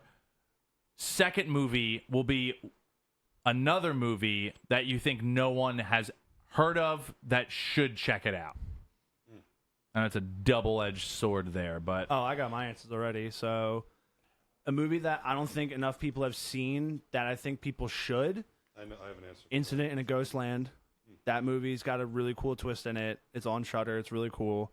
A horror movie that everybody should see. And like this is kind of like straying from traditional horror a little bit, but I know specifically like I know a bunch of people who surprisingly have never seen this movie, but Coraline, because Coraline is such an all-around well-rounded Mother's fucking creepy as dude. fuck. Fucking the Beldrum is so fucking scary, and it's a fucking kids movie. Yeah. But no, that movie's just. I mean, Tim Burton anything is going It's to not be even. fucking It's not Oh, Tim that's not Burton. Tim Burton? No, Here you it's go. not Tim Burton. not? No. Oh. But no, Weird. that Oh, I movie. thought it was. I thought that It's, was. it's not Tim Burton. You sure? I'm The absolutely positive. animation studio has got to be the same. No, it's or not. Something. Hold on. Fuck, dude, I'm twisted right now. I'll tell you right now. You who got did me it. fucked up. He's going to be like, it was actually. And then. George Michael. And yeah, George Michael. All right, hold on. It was J.J. Abrams. Who did this? M. Night Shyamalan, yeah. That actually would make more sense. That would. Yeah. No, it's Peter Henry Jackson. Henry Selick from Leica Studios. Interesting. And you, dude, could have fooled the fuck out of me on that one. I thought it was Tim Burton. Same So- with a Danny Elfman score. Everybody thinks it's Tim Burton, and it's not. But because it's that good of a movie. But no, so Henry Selick did a couple of movies. He did this. He directed this. He directed James and the Giant Peach. Oh, okay. That animation is Yes. similar. That makes And sense. he also he directed Nightmare Before Christmas. Okay, that makes sense. Okay, so James and the Giant Peach, I'm going to go ahead and say, is a fucking horror movie. Yeah, dude. Definitely. Absolutely. That's a horror, terrifying it's movie. a horror movie in the same aspect that Pinocchio turns into a horror movie. Oh yeah. At the fucking carnival, dude, that shit spirals into That's a fucking body horror. Yeah, dude. Yeah. So, the movie that I think more people should see that I don't know anybody that's really seen it, Mad God. Okay. It's on Shudder. Is it the animated one? It's stop Dude, motion. yeah, It that is, was a like no dialogue. Yeah. It's all like It's grunts incredible. from monster. It is so it's incredible. fucking good. That was like a long period of time it took to make that Yeah. movie. Yeah, that like movie's something like awesome. 20 years or something it took to make Haven't that seen it. movie. Also, honorable mention on Shudder, stop motion. If you haven't seen that movie, fucking watch okay, it. cool. That And then movie's what we sick. just had on, The Thing, I think Yeah. is something that every horror... Yeah. Everybody says they're a fan of horror or getting into it just because of it's like a masterclass in practical effects. yeah, yeah, I'm with it's that. a master class in everything, from writing to fucking effects, everything. Yeah. Nick, what do you got? One that everyone should have to see if they're a horror fan, and then 2, one that no one you think will know but should definitely see. For the first one, I'd have to say Chud. Chud. Chud's good. And the second one. Yeah. Okay. Yeah, we've talked about Chud on the They're show before. similar, It's a but great they're one. Kind of Yeah. not, but they kind of are. Yep. I mean, it's great. Yeah. You know, and then one that many people might not know about. Gummo. Yeah, it's Yo. Gummo. Fun fact, Gummo, that guy hit us up. Well, we hit him up, and he said he would come on the show. The kid, the dude. Yeah. Oh man. Stop playing footsies. I can't help it. I'm just attracted. Now, to Kith. you. I love how you said wear your Sunday best and Nick's wearing like proper shoes. Yeah. No, those Hey. are nice. I like those. Stop. I'm not making fun Don't of him. make fun You're of me. aiming I'm not days till making fun of Halloween. him. Sensitive. Oh my god. What's one of your Sam Hain flicks that somebody should check out? Come fuck both. Alright, so y'all like mixtapes? Cause I got some mixtapes for you. Actually, I just bought it. I've been wanting it for a while. I fucked up. I slipped up, and I didn't get it when it first came out, so I had to go on a hunt. Thrust. Okay. And it's got Linnea Quigley and Aaron Brown, a.k.a. Misty Monday. Okay. Shout out. Post-apocalyptic women craziness. And what's it called again? Thrust. Thrust. Okay. Dude who made it, I forget his first name, but last name Bonnaroo? Not to be confused with the festival. Check it out. Victor Bonacore. Or yeah, however the hell you say Yeah, his there last you go. name. I don't know. I'm not good with letters or numbers. Follows 2 lovers, Aloe and Vera, living in a girl gang-ruled dystopian society on a quest it's a to newer kill movie. dirtbag Yeah, Mike. it is a newer movie. 2022. I think Vinegar Syndrome released it, and I forget the other company because I don't have the Vinegar one. It's just wild. Shout out. Yeah, I'm gonna definitely check that out. And That sounds fun. Culture Shock. Diabolic DVD and TerraVision put it out, yeah, There you go. and Grindhouse it's cool, and I'm you gonna have to know check that out. and Orbit. it's got Quigley in it. Yeah, of course. Well, at that point, Shout you know, out, dude. it's I a mean- must. She's older now, but She's still great. you know she's still Yeah. her, Brink Stevens, and Michelle Bauer were for me the scream queens of the '80s. Yeah. You know, like them three. You can't top them, man. Yeah. Can't You go wrong. You know. I agree. Yeah. wrong. Linnea, I mean, again, there's another one. You put her on my body forever. So, Sorry. No, that's okay. She's I great. actually did the portrait from Return of the Living Dead Trash on my buddy's hand.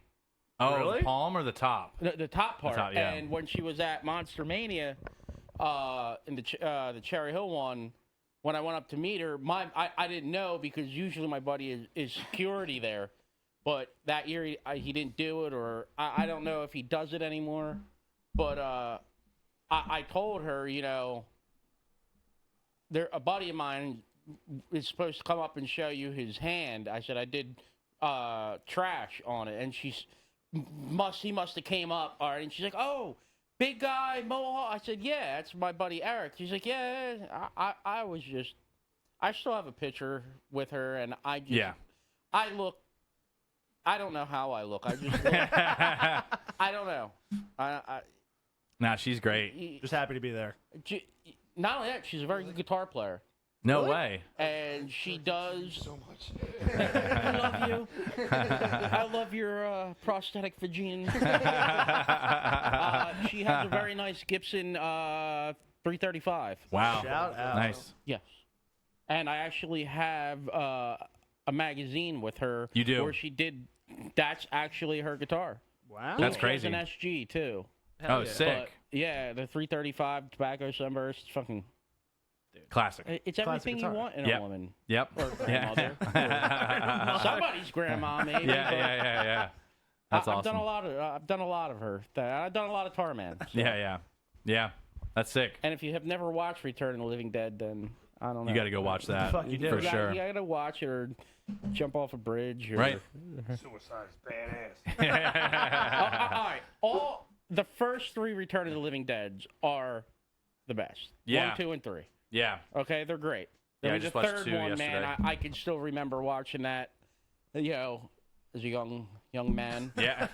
And, Young lad. As a young man. Melinda Clark, who I also met at Monster Mania, Yeah. was another time I was kind of starstruck. Because, you know, you grew up watching these people in movies. Right. And, you know, It's like when you're so involved into horror and, you know. it's like an out of body experience. Yeah, you're a nerd and you, like, you spend your hard-earned money on toys and tapes and, Yep. you know, you're in it. You know? You are. Yeah. You're in it, man. Yeah. I can't, I don't know. It's just a moment. It is. You know, it is. It's a moment. That's why I think horror conventions are awesome. They are. You know, because and they need to start bringing some legitimate actors. Like, Yeah. get the Slumber Party cast. Right. You know, get. Like, I want to go to fucking Texas Frightmare real bad. Yeah. That's one they I always have a crazy lineup. Dude, I want Well, to travel for that so bad. It's not set in stone yet, but me and my buddy Ray, we might actually be doing Monster Mania in Oaks, PA, because they have the tattoo. Right. Oh, shit. Tattooing done there. Yeah. So me and him might jump on that. When's that? The November 21st through the 23rd. Okay. That'd be cool. We don't know what kind of bullshit we're gonna have to go through. Something about we have to pay for insurance for that weekend, so we got to get a price on that. But hopefully, we'll be doing that because I've been trying to do it for tattoo at Monster Mania since before they had tattooing. Yeah. at Right. Monster Mania. Right. And That's 2 perfect things to go in combination with each I'll other. sit there and That's do literally your- autographs all day. I that's don't literally- 99% of the audience at Monster Mania is tattooed. Yeah, Literally. You know what I mean? some are great. Yeah. Some are not so great. I Right, mean, right. You see it every year. And now that they got the one in Baltimore and the one in Oaks, for some reason, I don't know why Cherry Hill can't do it. I'm sure it's probably some bullshit with It's New gotta Jersey be, and- dude. New Jersey Yep. Board of Health, although that's where the Cherry Hill Tattoo Convention is, in the same building, same building, Right. same hotel, which would be awesome because, we live 10 minutes from Right. So, Yeah, it makes it much easier. Instead of driving out to Oaks and lugging all your shit because I'm lazy and, But Yeah. it's possible we might tattoo there. Sick, dude. I mean, if you do, let me know. I'll come through. I'll think about it. Yeah. Can I think about it? Yeah, you can think about it. Even if you let me know, I'm still not coming. Good. I want you to come anyway. Hey, Dave. Yes. Dave. What are your answers? What's the question again? I was outside. Sorry. That's okay. Question is, what is a horror movie, that you think everyone should see? I already said The second one, there's a 2-part question. The second part of the question is, what's a horror movie that you like that you don't think a lot of other people know about that you think people should see? I'll answer the second one first. And it's a cheesy movie, but for some reason it's always been really cool with me, is that movie Leviathan. Okay. Yeah, I've never watched it, but I've seen the cover See, a lot. there you go. Like, and I mean, like, it's cheesy, but it's cool. The idea is cool. The special effects are what you would think they would be from Yeah. back in the day. And that everybody should see. I kind of go with Nick. Like, I'm trying to think of which Return of the Living Dead. Which one has the dude with the mohawk in it? That's the first one. And they're in like the Yeah. fucking graveyard. Graveyard. Yeah, that's the one that like sticks in my head. Yep. You know what I mean? That's the one that sticks in my head as far as like, if anybody hasn't seen it, they should see that. Yep. Because again, the fucking special effects were like, Caleb, design this. We're giving you a day and a half. Like, and Right. people did it. Like, Great job. Yeah, they just did. impressed of that. Yeah. They just did a I'm just impressed that with whole the set design, the fucking Everything about that fucking movie. the acting dude. is funny and like only- they nailed it. Like honestly, even if you like step back for 5 seconds, like the acting from your two main male leads, which is Tom Matthews. yep, And I can't think of the older guy's name. right there. Yeah, It's literally right there. damn it. John or Fuck. Google that. James Karen. James Cameron. Yeah. So like those two are the perfect duo. It's insane. Oh, they dude. play off each other so fucking well. Absolutely. The only thing I like as far as like CGI, new school, special effects are any movies that have anything to do with space. Oh, dude. That's the only time I And really. Horizon. That's the That's only. all I'll say. but then Horizon is I just insane. I like when they use special effects for space shit, planets showing shit, like where it's like, oh fuck, that's what it would look like. I like it then. Instead of a cardboard moon. Yeah. The fucking bear scene in Annihilation. Annihilation sticks is a with movie that me. everybody has to see. That scene will That's- stick with me dude. forever. Yeah. Not even a horror movie, but the bear scene in Revenant is fucking. Oh, dude, sick yeah. as Oh shit. yeah. Yeah, that's a nasty Dude, scene. just the Another- bear mimics the last person it killed. yeah, it's fucking nuts. It's like a fucking Yeah. Wendigo, dude. It's like a fucked up Yeah, that Wendigo. shit's crazy. That whole, and just what leading up to that scene, like they don't trust anybody. Yeah. The one girl's got the other 3 tied up because she thinks Yeah. that they're all infected. Oh god! Yeah. What was the movie I brought up to you guys, and I saw it when I was real young? Please look it fuck. up to see when it came out. When they put the plaster on that girl's face and she stopped breathing. Tourist Trap. Tourist Trap. Dude, Tourist that Trap. shit. And 1979. I haven't. So I was 8. I was 8 years old when I saw that. And like, all I remember is that part. I don't remember anything else. So I'd have to see it again. All I Yeah. remember is that There's part. a pricey DVD or Tape. VHS. Yeah, dude, Yeah. that is a fucking pricey tape for sure. That's why I don't have it. Because Because I like me I too. I Yeah. like the movie a lot, but that much. Not that much. Yeah. costs a lot to get the like. The tape. another, Yeah. well, like you were saying, like the newer movies with like space and shit. It's pretty much horror, but Careful, it's that's more hot. thriller. Fucking Life with Jake Gyllenhaal. Yeah, it was good. That movie, the fucking effect, like the CGI effects of the dude getting his fucking hand broken are insane. There's dude. two things that are always really like cool because it's always a viewer / creator's perspective is space because it's unknown and the sea because Yeah, it's dude. unknown. We And know more about outer space than our own fucking ocean. Yeah, dude. it's crazy. And like I actually watched this movie recently. You guys should check it out if you haven't already. I was telling you about it on a Yeah. couple episodes ago. But crazy concept to actually land and they fucking nailed it perfectly. Again, here we go. I'm talking about a new movie that just came out and I'm like really stoked about it. But it was called No Way Up. And That movie fucking rules. the concept is about this plane crash that crashes in the ocean, right? And it creates like an air pocket of how it Oh, I dove. heard of that, right? yeah. And like half the plane splits It's off. really So like good. everyone in the front just fucking dies, right? So like the whole fucking and the plane crash happens within the first 5 minutes. not maybe that not that quick, but maybe like 10, 15, 7. Happens really quick, right? You get a little bit of character development up front, but then the plane crash happens and you're like, "Oh fuck, that's crazy." And it's a brutal plane crash. Like it looks so good. Like and the like beginning of Ghost Ship. yeah. Oh, yeah, One of the dude. best openings. Dude. You know, it's a good space-themed horror movie, and it sucks that the director got arrested for nasty shit. Color Out of Space. Oh, Oh, dude. dude. Such a I'm good movie. so mad that all that shit went down with the director. I 'cause don't that even was- know about there it. was going to be a trilogy. Yeah, child stuff. Ah. Any space horror movies, you ain't touching Alien. It was gonna Have you be a seen the new Lovecraft one? trilogy. The new one's good. Event Horizon. Event Event Horizon. Horizon's Event great. Horizon is it's literally fucking Hellraiser in nuts. space. Yeah. It's literally Hellraiser in space. It's like, holy shit. Dude, and not to mention, what's his name from Jurassic Park in that you, movie? You can totally use every line for any samples in your super duper hardcore band. Yeah. Yeah. Write that down. Write that down. Yeah, write that down. Everybody go steal that. Yeah. Dude, that movie Event fucks. Horizon, man. It's up there with Aliens. It is When up I there. think of horror, In outer, space. like, sci-fi, Aliens, and Event Horizon. And the thing about Event Horizon is like you could show it to someone who doesn't like horror because that movie doesn't become a horror movie A for little like bit an of hour. Space Odyssey too. Yeah, true. Yeah, it Like, you could put Event Horizon on and not know it's a horror movie until like 30 minutes into it. Yeah, right. It's wild, man. It's so good. What is that? Are my favorite characters in any movie. Oh, dude, aliens are so good. They're so good. Game over, man. What was that? Game What was that over. fucking one? What was that one found footage movie we were talking about with the fucking NASA, where the two dudes land on the moon and there's like a fucking alien with them? Oh. I think I know what you're talking about. Oh my! I That did sounds see really that. familiar. What the hell is that called? Shit. I watched too many movies. Dude, I know. I I get feel that. like I saw that in theaters a while ago. I'm trying to figure out what the fuck. Hold on. Space horror NASA. NASA. Yeah, here, I'll play the. Thank you. Play clapping hand.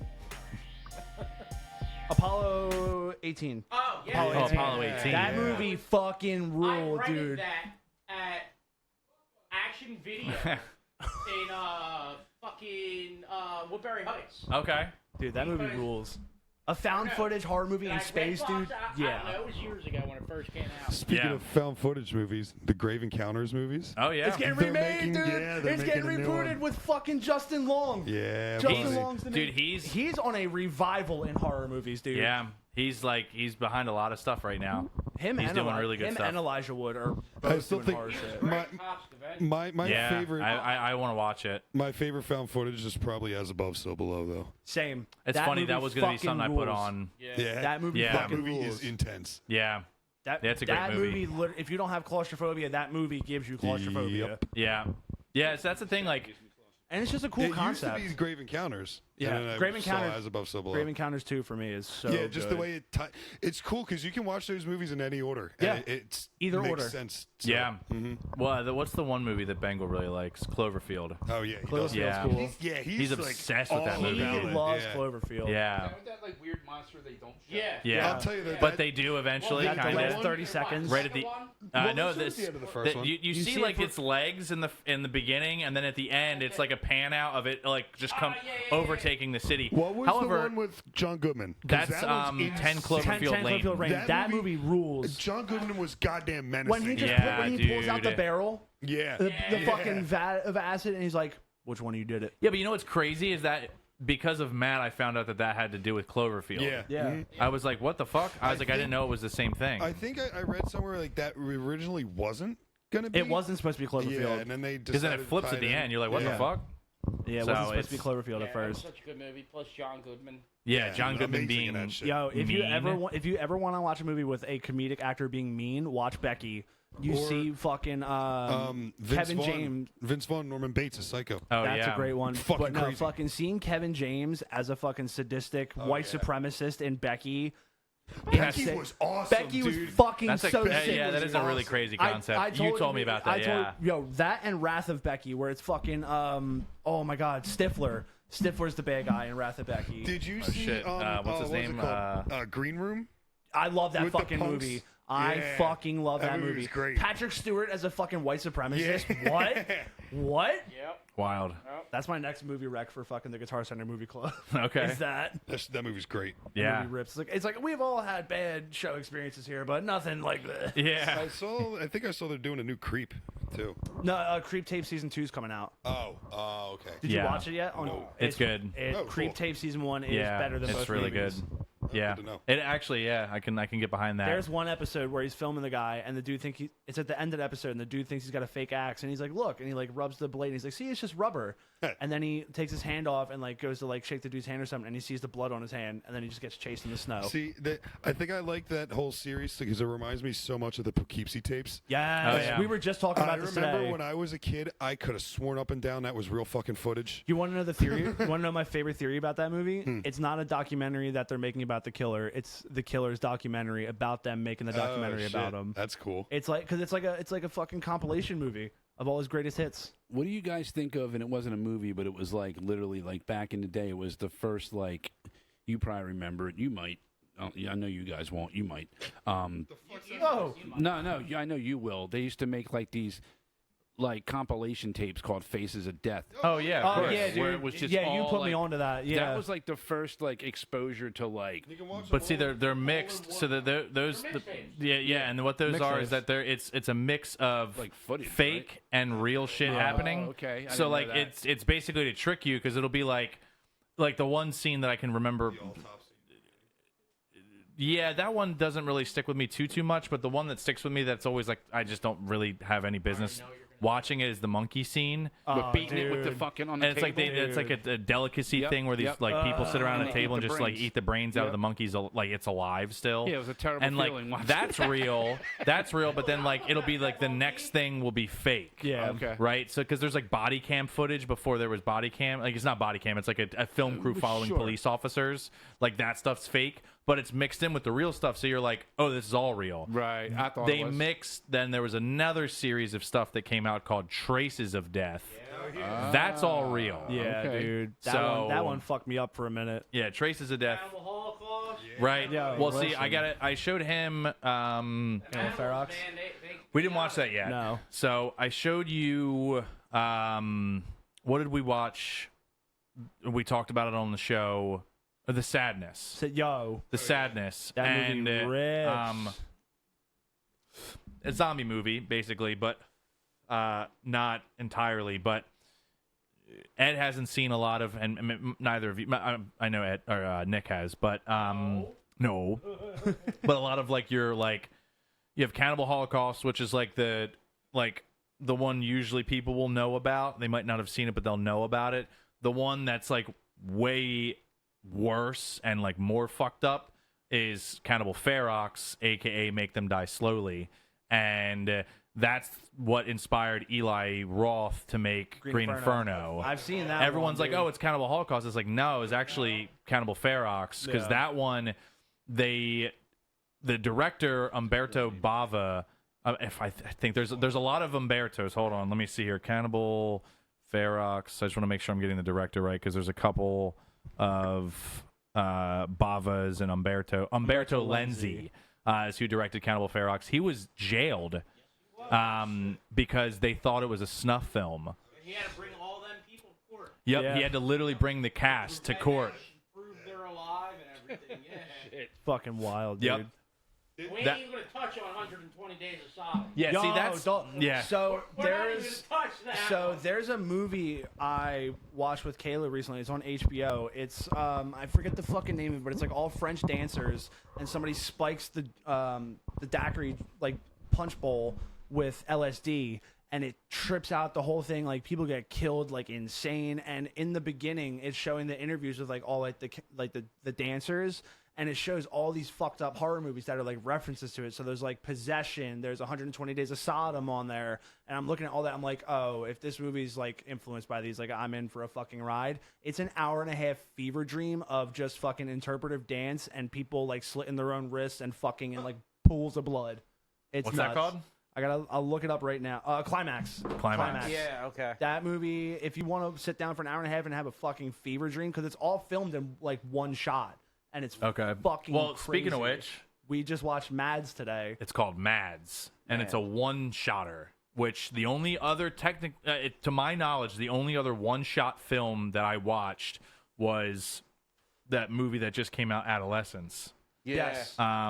And you know it's one shot. That's so hard There's to do. there's one shot. It's basically like you gotta hope everyone has a Broadway background where they're used to musicals Yeah. and plays because that's how these things are shot. Where it's like, you know, you could be an hour into the movie, it's still the same camera following the scenario, and there's no cuts. It's one fucking Well, they camera. did that in that Menendez. Yes, I haven't Yeah. watched that yet. So When they were when she was interviewing one of the, I don't know which brother it was, and Mm-hmm. it was just like 20 minutes on one shot. Yep. And I'm like, yo, how the hell you remember all your right, lines? Like, yeah, same. Well, that was this movie. So this Yeah. is the whole. And the chariot video. Yep, Yeah. yeah, that's all one Yeah. shots. Yeah, but that's the thing with this movie, Mads. Really, we just watched it today. We literally watched. I We watched it that way. remember- We watched it before you guys got here. Yeah. Oh, is that what you guys were We doing? did. Yeah. We were watching. We were cuddling. and watching Really, it. really fucking cool movie. It definitely we've been on like a zombie kick. A zombie Or and a in fact- foreign kick. Yeah. So like we've watched Sadness. Japanese, Korean, and Indonesian and then films lately. And now French. Yeah, it's crazy. Yeah. Easier. It's way easier. Well, he likes subtitles. I like I'm not the subtitles. biggest subtitle guy, but here's the thing. So you know how we watch a movie in English, right? And you're like, bad acting. That guy can't act. You don't fucking know if they're acting is bad. Right. So it's like you have no idea the inflection of how they say their words, right? So it's like you have no idea how this stuff's coming off. But you've never seen these actors or actresses before. So it's all more believable. Right, like you watch this and you're like, "Oh, Tom Atkins. I've seen him in other things, Night of the Creeps, stuff like whatever." It's like you've seen these faces before, but like, you watch these like foreign horror films, or just foreign films in general. But mostly foreign stuff I'm watching is probably horror. It's more believable, and like you get drawn in more. So like even that like a bloody muscle bodybuilder in hell, like even that was like it's an Evil Dead complete rip. Yes. In Japan, and it's awesome. It's so fucking good. And like you don't, you know it's cheesy. You can tell it's cheesy. But you can't tell if it's but bad it's acting or Evil not. Dead cheesy. Right. It's exactly what Evil Dead was. But that being said, this movie Mads, really cool concept.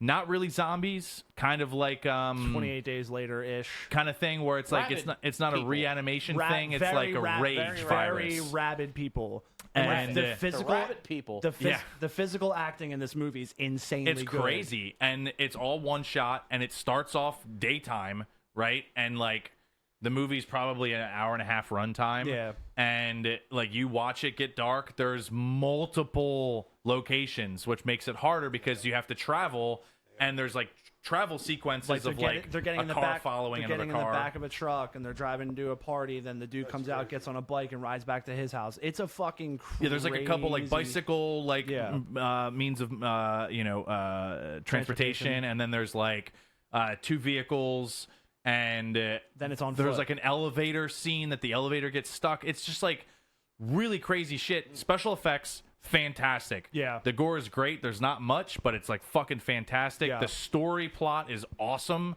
because you don't know if it's like bad drugs or if it's a virus until like the end. You kind of figure it out. It keeps you on really your toes cool. the whole fucking time. Really fucking cool. And like it's a French film.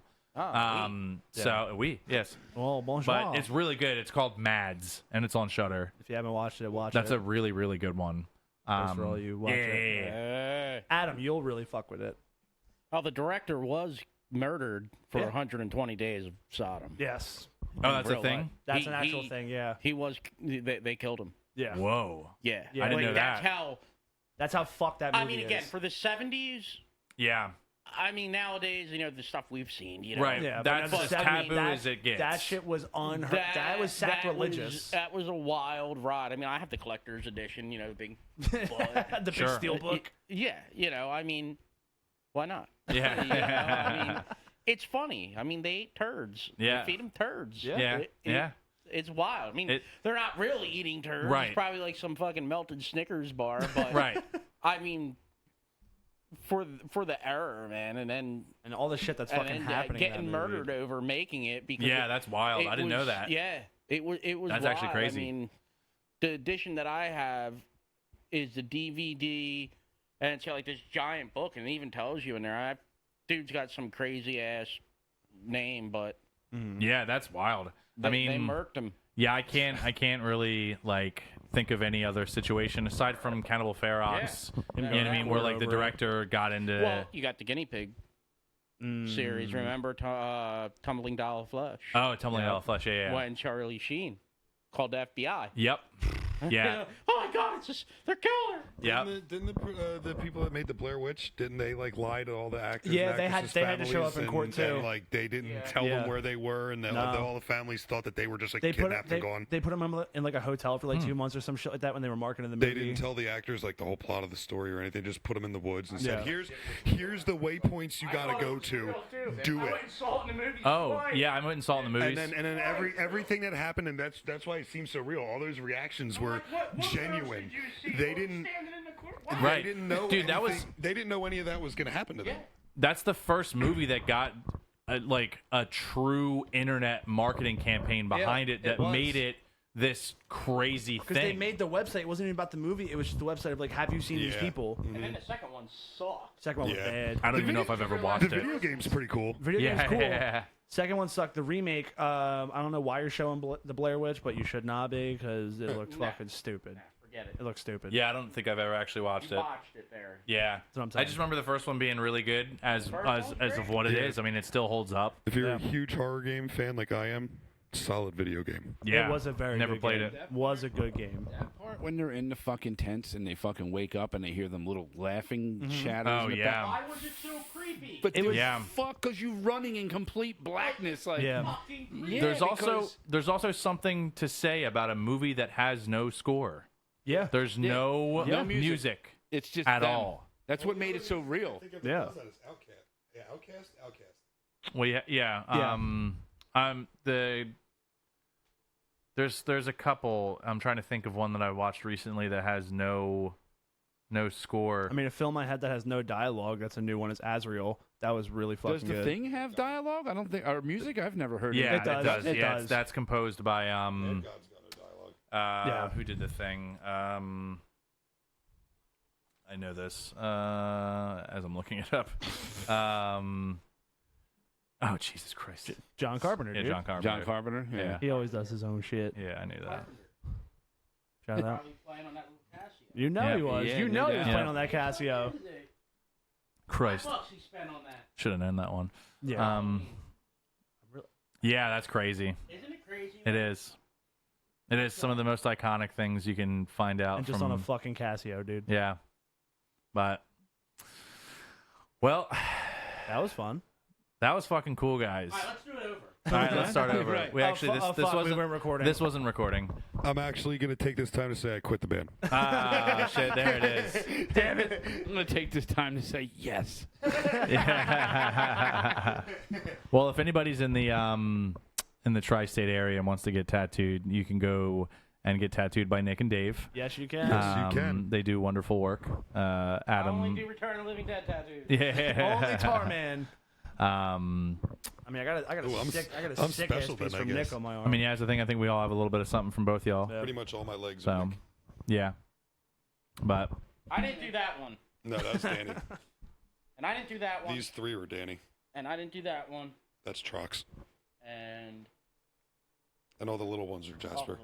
Yeah, I And didn't that's the do Friday the 13th one. that. Yeah. Go Shout out. listen to our band. yeah, Go listen, and go then stream our songs. all this being said, band's called Unleash Hell. You can Yeah. find it on Spotify, Apple listen- Music, Pod, whatever the fuck Go else listen there's. to No Silver Linings. Come by Go my listen to house Ghost on Gun. Mondays and you can hear it live. Yeah. Ghost Gun was low key my favorite song we recorded, so go listen to it. There we There we go. go. Yeah, so that's a fun one. We have 2 songs out, No Silver Linings and Ghost Gun, and then as we've talked about, there's a couple more coming out. Yup. More to come. She said. Yeah, there it is. Yeah, Shout so there's out. no rating at the end of this. What do we rate our band out of 5? Yeah. What do we rate the riffs out of 5? Rate the riffs. Well, that being said, whatever podcast platform you guys listen to, whether it's Apple or Spotify or whatever, rate and review, tell a friend, and Be a friend, tell a friend. Yeah, Don't be a pussy. Yep, don't be What a Adam pussy. said. And you can stream the live video. Not live. It's not live. We're recording live currently, but you can watch the video on YouTube And Spotify. or Spotify. Stay tuned for the new shit. Stay tuned Yep. for the new shit, like Dave said. It's gonna be If thriller. you rate the show 1 star, Adam's gonna find you at a local show and spin kick the shit out of you. Yes, so. I am. That's it. Adam. Collects teeth from people in the pit. Almost every show, I come home with marks on my knuckles. He All comes right. home with a couple pieces of teeth. Oh, yeah. Dave plays drums. Adam's the vocalist, and Nick plays guitar. We never did that. No. Yeah, we Hey, never real did quick, that. give your introduction. Yeah. By the way, from the top. All right, guys. We'll catch you guys next week. Bye. Later.